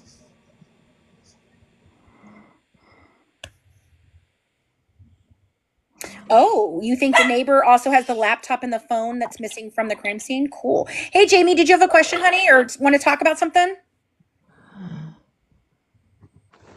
Or did you accidentally hit the button, dear? I'm going to assume you accidentally hit the button since you're saying nothing. So I'm going to disconnect you. If you come back through, honey, you're more than welcome to come up. All right, I've got another one coming up. Could the manager have had a different relationship with her too? A lot of people could. She knew everyone. She knew everyone. She was the local darling. They toted her out for everything. This is hilarious. Why do you think that the charities aren't going after her? Do you want to know why the charities aren't going after her? Because prosecuting her would be a bad luck. Oh, no. It has nothing to do with that. She was brought out for every charity event in the area, for Habitat, Make-A-Wish, the freaking movie theater and all their shit. Do you know how much money Gypsy Rose Blanchard made for those nonprofits? Why do you think they're not suing her? Yeah. They can't. Right. Because then they have to admit they didn't do their due diligence to make That's sure right. she was actually qualified for these things. Right. So, there's that. Yeah. There's a story there. There's a story there. Hey, Fiona. Did you have a question? Love your name. I know, I love that name, Fiona. I think it's a pretty name. I'm assuming she probably hit it by accident, too. Abby has a friend named Fiona. I know, yeah, she does. Abby has a friend named Fiona. There Okay. was a really cool show on the USA Network about a spy, and the girl in the show was named Fiona. I think I remember that one. Mac, what are you doing? I can hear something that you're doing. I don't know what you're doing. I haven't seen Mama in a while, the one that cooks. Oh, Mama Mariana? Yeah, I haven't seen her. Yeah, I haven't seen her in a while either. No, I haven't. You're right. It's been interesting. I haven't seen her. So, I mean, there's a lot more to this, and that's why I keep telling people, this is nowhere near done, and it goes much further than looking at Gypsy and Dee. There is so much involved in this. This is not your average A to B equals C case. Okay? Oh, Fiona, it's okay. That's the thing. This is not A plus B equals C. It could have been. Right. Oh, she wanted to have relations with a man that sold drugs and was married, and her mama didn't like it, and so she unalived her mom. If that had been the story, nobody would have given a flying fadoodle about Gypsy Rose Blanchard. No. It would have been just another fucking story of a murder in the town, and it would have gone away. But that wasn't good enough for Christy Blanchard and Mike Stanfield, who stood there and said if he had to take this to trial, he didn't even know what defense he would use. That says something about how good of a lawyer you are, Michael. If you can't even in your own fucking head come up with a way that you could have defended her in court.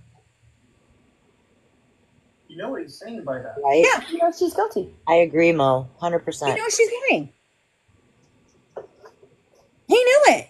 They all knew it. Mm-hmm. Yep. And what they did was criminal. And I'm going to explain it one more time. I'm just going to say, if Christy really did. Right. Right, Laura. Yeah. Kudos for Christy. Right? Mm-hmm. There's some fucking Hollywood writing level. Oh, I know. She latched on to Hollywood writers, and that's how she did this. She ain't that smart. She just got people around her. Uh-huh. Christy. Oh, it is serious villainy. Serious. But what was I going to say? What was I going to say? Damn it. I had a thought and you interrupted and now I can't think about it. Hold on. Let me see. What was I going to say about Mike Stanfield? I had something I was going to say. Damn it. Oh, I want to explain why what Mike Stanfield is unethical and illegal. Thank All you, right. Christy.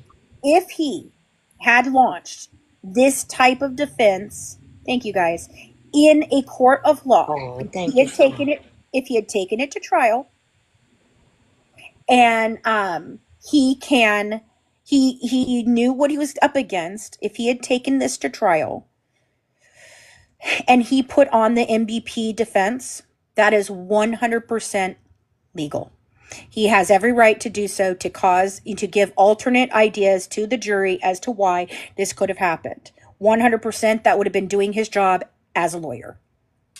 Instead, what he did, knowing that he could not convince a jury, he said it himself. Instead of doing that, he took the discovery file that was only afforded to him and his client to aid in their defense, and he broke the law. And I'm going to tell you exactly what law it was.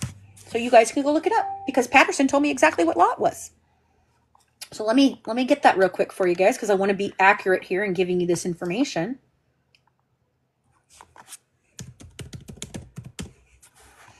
Dan Patterson. Oh, and for those of you that want to again know why I didn't get Aaliyah's freaking text messages when I first put in my FOIA request and did all that, Dan Patterson literally told me there was nothing else I could have at that time because it was all held up for Nicholas's appeal. So don't sit here and tell me I should have done something several years ago to get those because they weren't available. See, again, you don't know how the system works. But you wouldn't have been able to. Okay, here it is. The investigative records in Mrs. Blanchard's case are closed records under section 610.10.2 and then in parentheses 2 RMSO until the finality of the conviction of Mr. Godejohn by exhaustion of all rights of appeal. He is currently, no, I don't want the weather forecast. He is currently pursuing an appeal, and I assume, no, I don't think the neighbor girl will talk again because Christy's bought her off. Okay. He is currently pursuing an appeal, and I assume will also file a post-conviction relief motion following his direct appeal. This was dated Monday, July 22nd, 2019, okay? It is my understanding that the discovery materials that were transferred to HBO were given to HBO by Ms. Blanchard's defense attorney with her permission. Note that this release of the discovery materials violated Missouri Supreme Court Rule 25.09. Hey, funny, I know what this is because I was told this about my own court case in Missouri, which provides the discovery materials, which, by the way, Sarah broke the law doing what she did, shall be used for only the purpose of preparation for and trial of the case. That's in quotes. If you provide me with a physical address, however, I can mail you a disc that contains copies of the trial exhibits that the court in Mr. Godejohn's case has ordered may be disclosed. So, I'd really like to ask it again. Patterson, you stated right here, right freaking here in 2019, when you could still do something about it, that you had knowledge that the suspect and her attorney broke the fucking law, and you did nothing. Yes, there was a police report made when Dee Dee went to the hospital. Yes. And I have the actual records of her being in the hospital. So,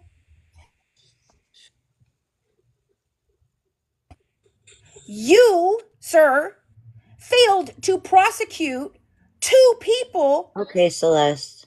Committing crimes. On top of that, why did you not report Mr. Stanfield to the Bar Association for violating the terms of his license? Oh, I know why. I don't need you to answer, Mr. Patterson. Because guess what? You were in the same documentary and you committed unethical acts just like they did. By talking on that documentary before you even took Nicholas to trial at all. He sure as shit did. And all the subsequent ones that you talked on before he ever went to trial, you have unethically prosecuted this case. 100%. And I intend to inform the Bar Association. That's right, Mo. Yep. I'm the only one that has this freaking email from him. I have to. I feel like I'm duty bound. You're duty bound. What I didn't realize until much later what this really meant when he sent this to me. Mm-hmm. Until when I saw Nicholas's 2022 appeal, and it was all about the misappropriations of things by his own defense team, and how they didn't freaking, they didn't bring any of these things up. They didn't question the jury about it. They freaking knew that the jury was swayed. Is that DA still in office there? Oh, yeah, he is. Uh-huh. Yep. Oh, and his defense attorney who fucked it all up and couldn't give one single answer as to why they fucked it all up and why they didn't question any of this and why none of the freaking documentaries were put into evidence or any of those things. He was questioned by Nick's 2022 appeal lawyer, who I thought was incredible. She was amazing. Mm-hmm. His answer was, I don't know. And now he's a prosecuting attorney in a district of. And you want to know why I won't shut up. Because this isn't just this case. How many other cases have these people done this and fucked up?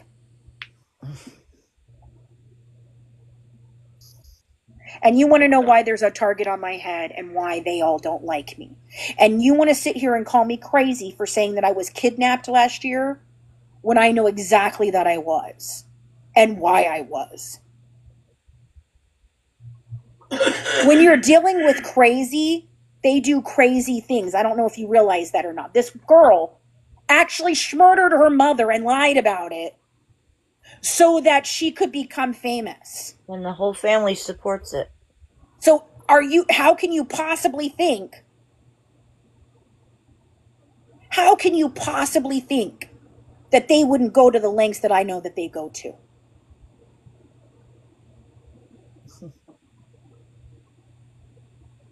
I shouldn't have ever been in Missouri. That was a bogus lawsuit they filed. And they filed it simply because Dee Blanchard was upset that I called her 9,000 times worse than Dee Dee. Well, Christy, I got news for you. You're like 10 billion times worse than Dee Dee. You gonna call me into court again for saying it? Allegedly, in my opinion, allegedly for entertainment and educational purposes only. If the shoe fits Cinder fucking Rella, wear it. Thank you, Velma and Shaggy. Yeah. Shoe fits.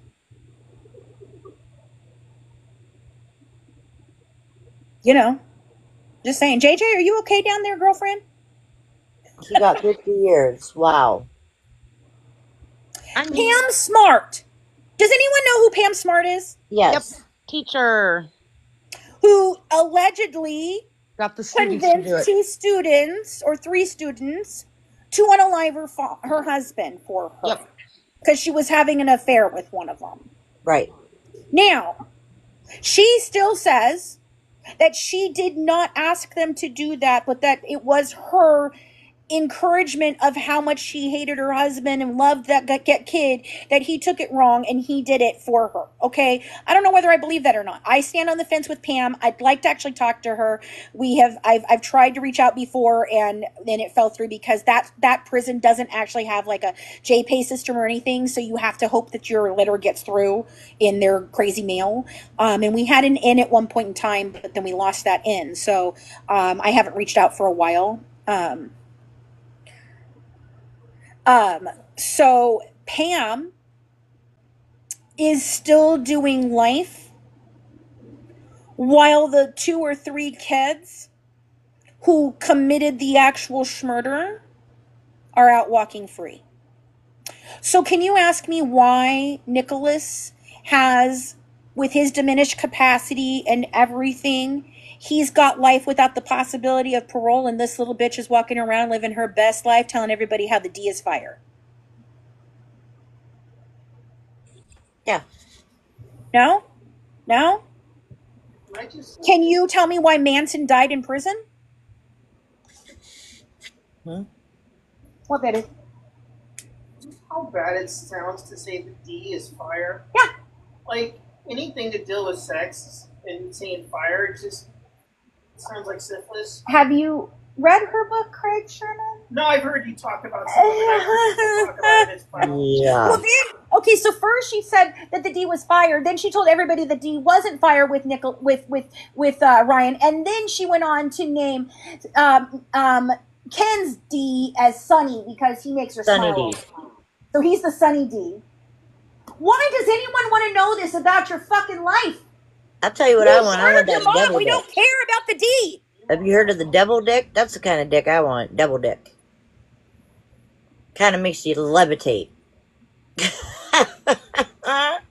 No, I don't think so either, Yesenia. I don't think so. He may get the possibility of having a possibility of parole. I'm hoping that might be what happens. And so then maybe like 60 years from now he might. But I doubt it. Like, seriously, I think that ship sailed for Nicholas, and that's why I'm not like off the chain, like trying to do anything, because I don't think that anything is going to help him, to be honest with you. But what we can do is change laws, and we can demand justice for anyone else who would be in this kind of situation. So I'm going to let you know, for anyone that has a loved one that has autism, ADHD, any of the problems, mental health problems, any of that, Yes. I want you to put yourselves in the place of the Go to John family. Right. And I want you to think about, would you or would you not want justice for your child? Just saying. Because if the answer is yes, then every one of us should be screaming from the mountaintops, let's never let this happen again. Hi, Mariana. Hey, Jade. Hey, Jade. Hey, how you doing? I just got off work and catching up. Yeah. What's up? Did you have something you wanted to add or ask or just hang out? I actually piggybacking off what you had just spoken about. Ooh, my heart's racing right now. It's like really beating. Yeah, Brad, it's not about the evidence against him. It has nothing to do with that. No, it's about. Sadly, it has nothing to do with the evidence. Anyway, Jade, go on. No, you're fine. It's absolutely about the understanding of somebody that you know with that mindset. Mm-hmm. And I'm telling everybody who is listening right now, wow, this is kind of rough for me, but I know someone. I'll put this as mildly as I can for their own protection. They're 41 years old. Okay. Yeah. They'll be 42. Their mother, all these years, since birth, has kept this person away from family, including their own father growing up. And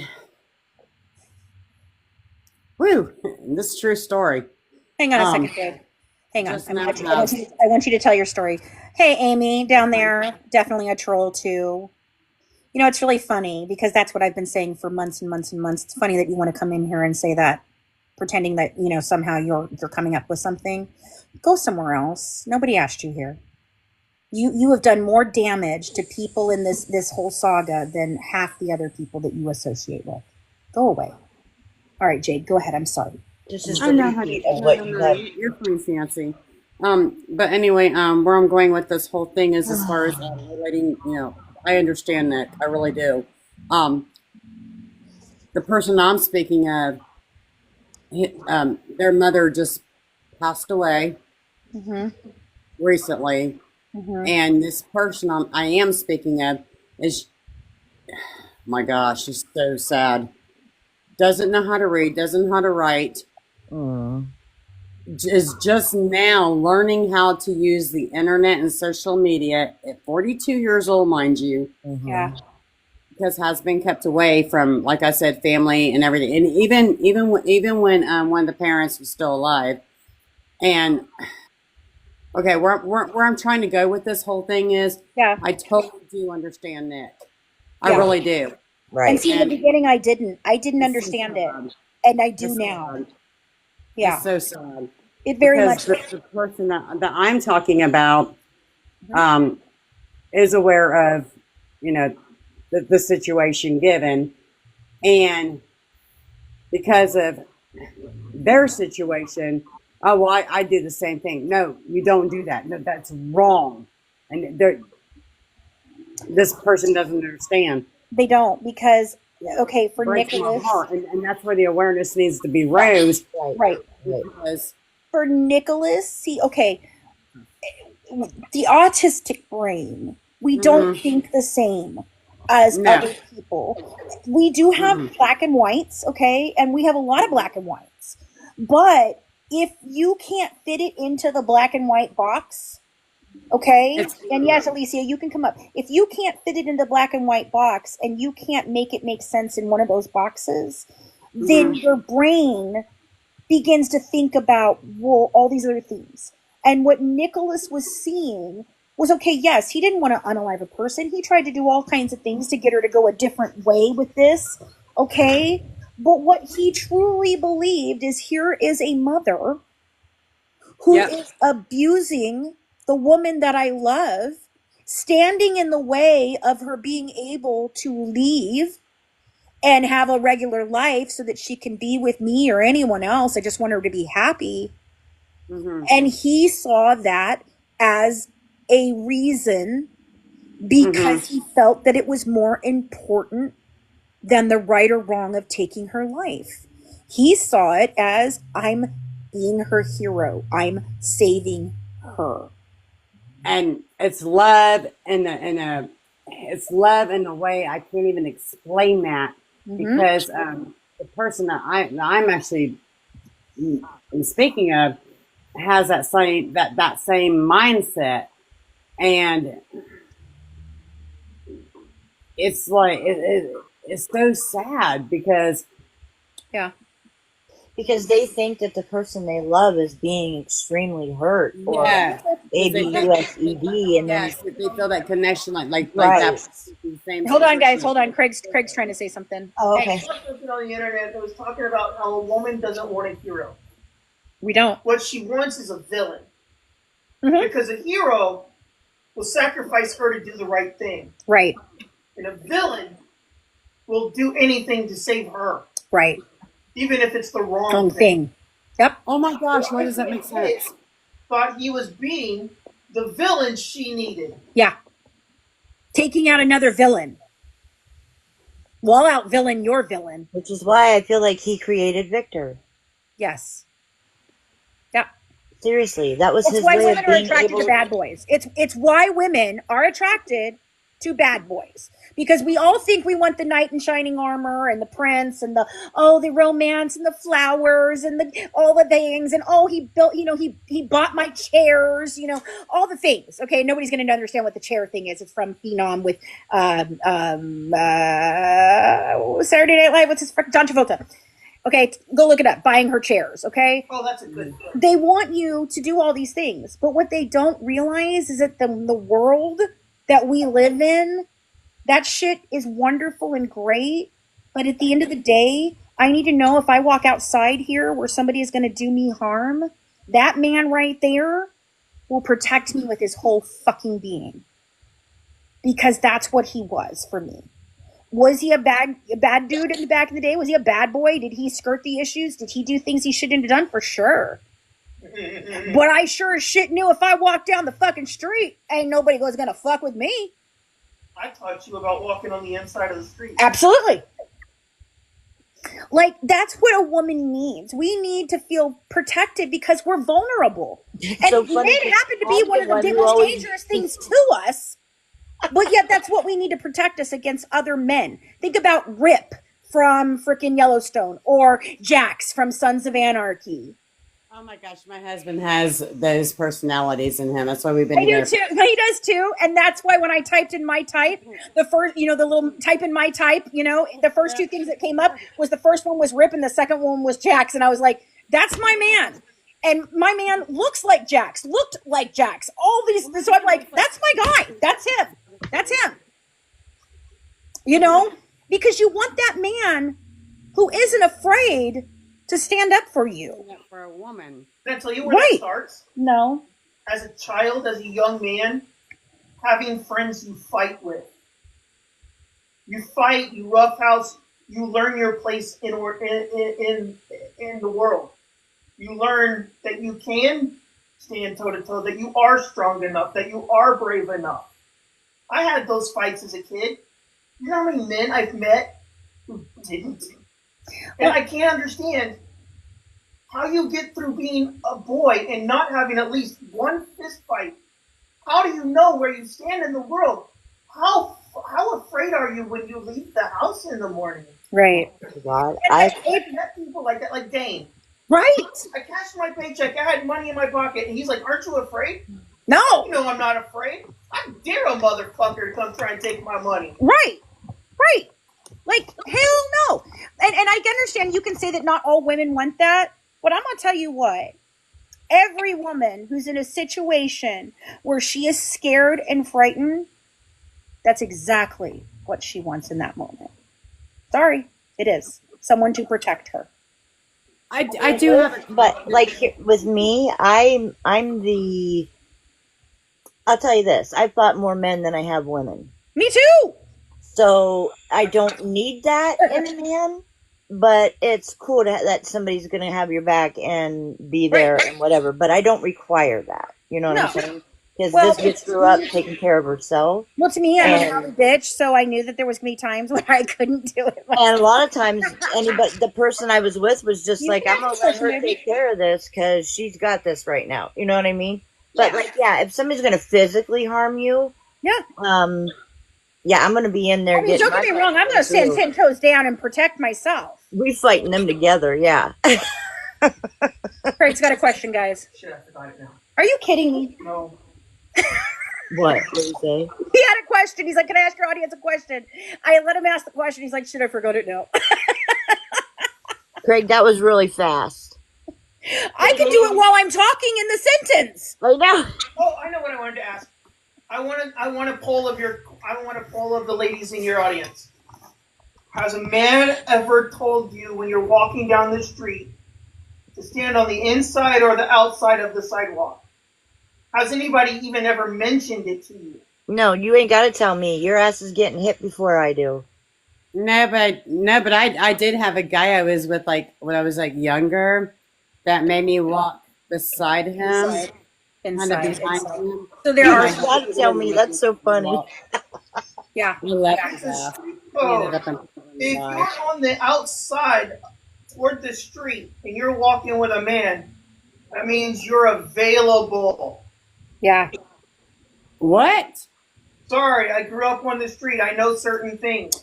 He's right. If you're a man and a woman and you're walking down the street and you have the woman on the street side, that is a code to other men that she's available. Well, I'm glad I let that motherfucker. I always walked on the inside because I didn't want to get hit by the car first. From a man. Right. That's just street code. It is street code. And it's for a multitude of reasons. But yeah, back in the days, it indicated she was somebody that he didn't, that he was putting out there. Now it's more about, the protecting her and keeping her on the inside so that if something happens, like my husband said, well, what if a car runs up onto the street? And I'm like, he's like, I would rather it hit me than you. And I was just like, if he's on the outside, then he can protect me from anything that's over that way that I can't see, that he can see, So yeah, I always understood it once he explained it to me. Like at the beginning, I was like, what the about it? Yeah, I was like at the beginning, I was like, what do you care? What does it matter where I walk? Like, yeah, but in bed, you sleep closest to the door, don't you? Yep. He always has, except for in our room right now, because I claimed that side. But yeah, generally he's always slept closest to the door. No, he sleeps closest to the door? Because when I first got it, I had to sleep on the one side. Oh yeah. See you soon, Hummingbird. Hi, Hummingbird. Good to see you. Hey, Alicia. I know you wanted to talk a little bit about the autism thing. Hey, Alicia. Let Hummingbird talk real quick. I'm sorry. Are we talking to me? Yeah, you came up. I wanted to know it. No, I was just going to say, I am a mother of an autistic child. Yes, he's 3. But I just wanted to give an insight on, Dee Dee's point of view, just a tiny bit on, having a child with any sort of disability. Everything is just so unknown. that it's just like you don't know whether you're making the right decision or whether you're not. And like I'm a sick person as well. Like I wasn't her weight, but I'm diabetic and I've had a blood clot here recently, and I've had a lot of stuff where I'm stuck in bed. Like to get my son to appointment, I got to give it to her to get her to all her appointments, to keep it all together mentally in her head, trying to, it's just a hard situation because you just never, you're like, I have to still get up, even though like probably the best thing for me is to go back to bed. But it's just one of those hard things that like, I don't even know where I was going. I just kind of like, it just hit me like, no, I understand where you're going. It just hit me really hard today. Like, you're just trying to do the best you can, and and you're learning as you go. That's just the way it is with a lot of things. You learn as you go. But I guess that's what I was saying about school, like why she may have put her to school. Like she may have just not had the energy to get out of bed to help her get dressed for school every day. Like I know, like you said, you know how that feels, right? It's just hi, Alicia. Yay. You wanted to talk for a second, baby? Thanks, Hummingbird. Thank you, Hummingbird. Jay, do you want to stay and hang out, or do you want me to drop you down too, honey? Oh, no, I actually did have a question, though, piggybacking on. Go ahead real quick, and then we'll let Alicia talk. Go ahead. Yeah, has it ever crossed anybody's mind that maybe, just maybe, the lady came up with the name Victor herself? And looking at the photos, in my own personal opinion, does not look like a man's signature. Right. Is that wrong with that? Yep. I think there's a distinct possibility of that. Just based off my opinion from what I've seen off the internet. Well, do we know what Dan was obsessed with?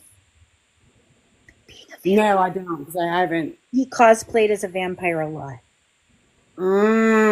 So it could mean vampire and maybe not Victor. Her thought process. Now it kind of is making sense. The role playing was her idea. You just totally made sense to me with that picture, because when that picture of the V came up, and I actually seen that was my own personal observation. Like, she was obsessed with True Blood. She read Stephanie Meyer's Twilight. She is a cosplayer. That is what she does. She loves it. It's her thing. It's why she still wears all the wigs and everything. Come off to me like something a guy would. No, I don't think he drained some of her blood or anything like that. No, I don't think any of that. I'm saying I think she gave him Victor. I think he said, well, I like cosplay. I think he told her I like cosplay. Like that too. And so then she's the one who started getting him to have those personalities like that, because it was never mentioned any time before that. Like literally. And then the other thing too. Okay. The other things that I've seen, because I've been following you for like ever. With the messaging and stuff, with the 10th date, I'm very careful with what I'm saying here. There you are. That's fine. Does not add up to the day before. Yeah, no. It just, I know. Hey, Alicia, did you want to add some insight into the autism? I'm assuming that's what you wanted to offer insight into, was some of the autistic thought process. No, there was a question I wanted to ask about. Okay, go ahead. What would have happened if she had to get a real 9-to-5 job? I've been thinking about that for months. Because every once in a while I find something. There's no way she can have a 9-to-5. Like now? A job at McDonald's or whatever. Coming to do it now after getting out of prison? Yeah, I'm like, they're going to chew her out. The minute she does something wrong, the minute one customer. Right. Yeah. She's not capable of that. She's not. No. She's not. She's not. And on top of that, I mean, granted, okay, look. Put aside her disability. No company's going to hire her because she's a felony. Well, no, there are people that That's true. I worked with a few felonies at McDonald's. They hire anybody. they hire anybody. They will hire her, and her parole officer should have helped her do that. My point being, no company's going to hire her because she's a distraction. I get that, but she could have come in just to gawk at her. I understand, but that doesn't absolve the fact that she should have to go and have real work. It is a condition of her parole. Well, I'm guessing they're calling the show. Yep, that's what they're doing. They're using her books and her show as a real job for her to have as gainful employment. That's not. No, that's wrong. That shouldn't. That shouldn't be how it works. And I agree with you. It shouldn't work that way at all. No, it shouldn't. She should have had to have an actual job to prove that she could, assimilate back into society properly. Not be an elitist. Yeah, factory work too. She's not rehabilitated and never even knows it. Right. Mm-hmm. She could get a job working remotely. They hire felons. Yep. I know that. That's what I do. Right. She could have got a customer service job where her little squeaky voice would have been endearing to people. Oh, Hi, thank you for calling DirecTV. What can I help you troubleshoot is your problem? Oh, okay, let me grab the script real quick. Okay, so you've got a problem with your remote. Let's try this. And she could have read a script, and people were like, oh my God, she's so sweet. You nailed it. Yeah. I'd hang up and call back. I'd be trying to get someone else with that. You can actually do that. Yeah, can you imagine her? Hey, can I ask you about your car warranty? There you go. What about Geico Insurance? Fancy, I love you. Oh my. Yeah, have her be an insurance salesman and give conferences and stuff. Oh my word. Do you know how I know that that's the conversation that DirecTV has? Because I used to work for DirecTV doing it. No. I'm just saying you did that pretty good, girl. This is literally it. This is how easy it is. You don't do any of the troubleshooting yourself. You're not an intelligent person that has the idea, has the answers. Okay, no. You don't have to be that. You're not even allowed to. Even if you know how to do it, you're not allowed to do that. They give you a set script of things. Somebody calls in, you ask them what their problem is. They tell you, my remote isn't working. You pull up the remote not working script, and you have to go through every freaking step with them. And if at the end of all your steps you couldn't fix it, you know what you do? You set a fucking appointment. Yes, exactly. That's the end of it. Why can't she do that? She don't need to be on TikTok answering people's questions, but she could be doing that. Right. You can be selling and do it. I know that. I filled up multiple. She can read. That's the fucking hilarious thing about it. Oh, she wants to say she didn't have an education. Well, I'm sorry. I'm going to tell you what. People who don't have educations don't read Tolkien. Tolkien. Right. You have a brain that can understand. Don't know what Tolkien is. Thank you. Nancy, you're on it. You are on it. I'm not a Tolkien fan, and it's not because I can't comprehend it. It's just overwhelmingly too much information for me that I'm like, I don't need any of this. Yeah. I don't need your 9,000 pages telling me about the frost on the car today. Okay, I don't need all that. Thank you. Can I just get to the actual point of what's going on? Okay. I don't. That's awesome. Dude, that's what I'm saying. If she wants to get a job, she really needs to write like gothic comics or she would be an amazing dark romance freaking writer. Absolutely. Straight up. Girlfriend. Seriously. I can show you some books. Would you like me to get some of them out for you? Because I love dark romance, but that ain't it, honey. You need. No. That ain't it. Dark romance, honey. That's smart. I need the link to your book, Fancy, so I can purchase your book. What'd you say? Can you put the link to your book in the comments? It's up in the bio. If you go to the Good Wives Network, the link tree bio up there, barbecue sauce. Oh my goodness. If you went to the link tree up there, you can buy it either autographed copies on my my website, or you can go directly to Amazon and buy it. And by the way, guys, we've started something new. We've got Blind Date with a book that we are working on. You can either get, you can pick a genre that you love, and we'll help you with that, or you can get it with one of our books as well, and we'll send you a whole big old goodie package with it and everything. So you can totally go check it out. I'm excited as hell about it. Hey, that's funny. Have you ever been on a blind date? Nice. I'm definitely going to barbecue sauce is just Yeah. And I didn't like it. I told the guy I didn't like him, and I didn't want him touching me. Where was it? I don't remember where. It was It was the guy that I ended up going to the military ball with at another school. Oh, really? And I got set up to go to the military ball with him by one of our mutual friends. I went to the ball with him. I did not feel comfortable. And then the dude thought he was my boyfriend after that. And I was like, no, you are not. Like, oh, well, I took you to the dance. Nope, doesn't mean you're my boyfriend. That doesn't mean nothing. I was like, no, you're not. Oh, I am. Nope. And he would call me up. And I was like, Mom, if that guy calls, do not give him the phone. Do not give me the phone. If he comes to the door, you need to call. He is stalking me, Mom. I don't like this. And so he called one time, and she literally just told him, she goes, I'm going to ask you, son, very nicely to not call my home anymore. My daughter does not want to talk to you. She doesn't want a relationship with you, and you need to respect her wishes. Thank you, Mom. Thank you so much.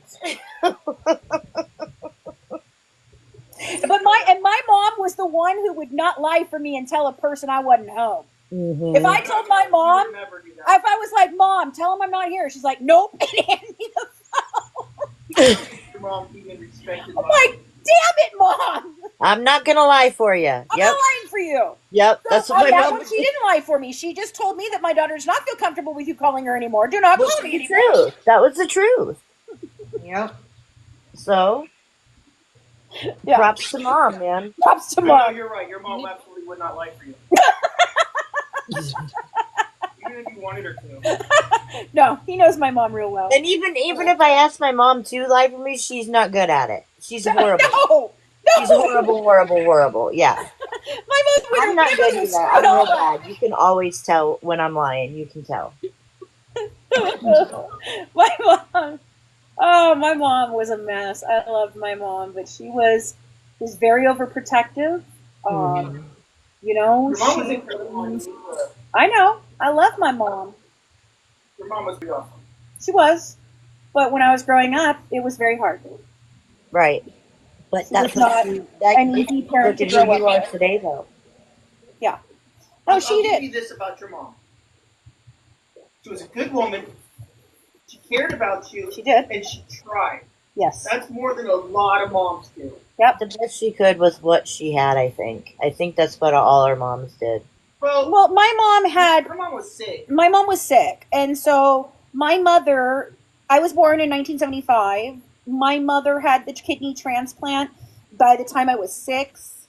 So all the medications that they had my mother on for all that shit now are freaking medications that they've realized cause mental problems. So my mother had issues. On top of that, she didn't live a life where she got to do anything because she got sick at 13 years old. So she lived vicariously through me. I was her whole life. My father was nowhere to be found. You know, he left when I was 6, and that was that. So I've never blamed my mom for the things that happened in her home while I was growing up that were abusive or anything like that. I don't blame her for all of that. But it doesn't change the fact that it happened. And it did make me who I am today. And I am thankful for a lot of it. Because my mother taught me to never take anything lying down. Right. My mother taught me to stand 10 toes down and defend myself. You do. My mother taught me to be independent. My mother taught me to not need people to help me, to do it myself. You know, I mean, my mom is who made me who I am, and I'm thankful for that. But are there things that mom did that were very detrimental to me that I had to work through for years and years and years and years that caused problems in our relationship because of it? Yes. Right. Yeah, for sure. For sure. And my dad being gone, I had big ass daddy issues. I worked through those fuckers, but I had them. Mm-hmm. And you guys wonder why I came to this case. Right. Because it resonated with me. It just was like relatable. Everyone else. Which is why I can see how people put their own projections onto this case in every way, shape, or form. Someone can relate to this case in some way, and it clouds how they see the case until you see it for what it's worth, and then you're like, oh, fuck. That's why I keep telling people, she's not a hero in your story. You're a hero in your story. She is just a person who had a story and did what she did. You know, she's not the poster child for the abused kid. She's not. No. Not the Munchausen by proxy poster child either. Haley. All right, guys. Well, it's getting late, but we did get a late start. Hang on. What? So you have a birthday tomorrow. I do. And we should do a live at some point tomorrow for your birthday. Hit me up. It's the big 50. It is the big 50. 50. 50. Uh-huh. I'm 50. Uh-huh. 50 years old. Oh, yes. We're also going live tomorrow talking about Craig and what it's like to live with COPD as a younger man than what we would normally get COPD at. So he's going to be talking about all of that tomorrow. Oh, everybody's saying happy birthday. Happy birthday. Thank you. Happy birthday, fans. Just hit me up when you're going to do that because I want to be there. Yeah, Alicia wants to be there. Okay. So that's why I wanted to ask before All we... right. Well, maybe tomorrow... Well, tomorrow night we have Gathering of Crows. Okay. Don't we? Tomorrow's Tuesday night. Yeah, Gathering of the Crows. So yeah, we can do that, and I can do it here and on YouTube for this one time, even though we try to keep Gathering of Crows over there. But since we just got back on here, you know, and we want to do that, I'll make sure to go live on both. So it's going to be at 9 o'clock tomorrow night, and then sometime during the day, Craig and I will do the COPD probably lunchtime chat. You know. Yeah. Okay. And maybe we'll battle a little bit because I want to get back into it because I miss it. Yeah, for sure. Yeah, I do. So I like doing it. I don't know. I used to be so resistant to it, and now I actually really like doing it. Mm-hmm. I know. Yeah. Hey, Fancy, I do have a question real quick before you go. Okay. Is there a way that I could like somehow collaborate with you, like one-on-one, and just sit down and talk to you sometime? You can send me an email at tipsforgoodwise, all spelled out, @gmail.com, and we can discuss that. Yeah. Okay. Okay. I mean, if you wouldn't mind. No, I don't mind at all. I've tried to make myself available to most everyone because the importance of this is about the truth and the evidence. And I just, I don't, everybody thinks, oh, I want money or I want clout or I want views. I'm so not about that. Do you know how much I've given away for free in this? Like, I've not got paid for jack shit. Like, seriously. I have been following you for quite some time. And you are very, very truthful. You speak the truth. And you even touch on subjects as absolutely unrelated that I myself can relate to. Right. And great. I'll be honest, I wish he was more money motivated. Yeah. I mean, I really feel like that. I mean, your advocacy, I mean, you're there. You're there. I appreciate it. Thank you for saying that. I mean that. Otherwise, I wouldn't be reaching out to you. Right. And I have reasons why I am. I so appreciate that. Oh, my God. Who just made this? Who just made this? Oh, my God. Crafton just made this. Crafton! Wait a minute. I got to show you guys. Oh, this is perfect, Crafton. You got me on it. Hold on. I haven't flipped my camera yet, love. You've never been on here asking anybody for money. You've never been on here begging for money. No, you don't do that. Oh my God. Gypsy? Ken? That's what I see. I think this is Christy. That's Christy, I think. I think, or it could be Bree. No, it's got to be Christy. It can't be. That doesn't look like Bree. Yeah, that's Christy. You kind of remind me of the couple from Overboard. Alicia. She's so funny when she says things. She said they kind of remind me of the couple from Overboard. The parents and the dog. The Kurt Russell Goldie Hawn. Yeah.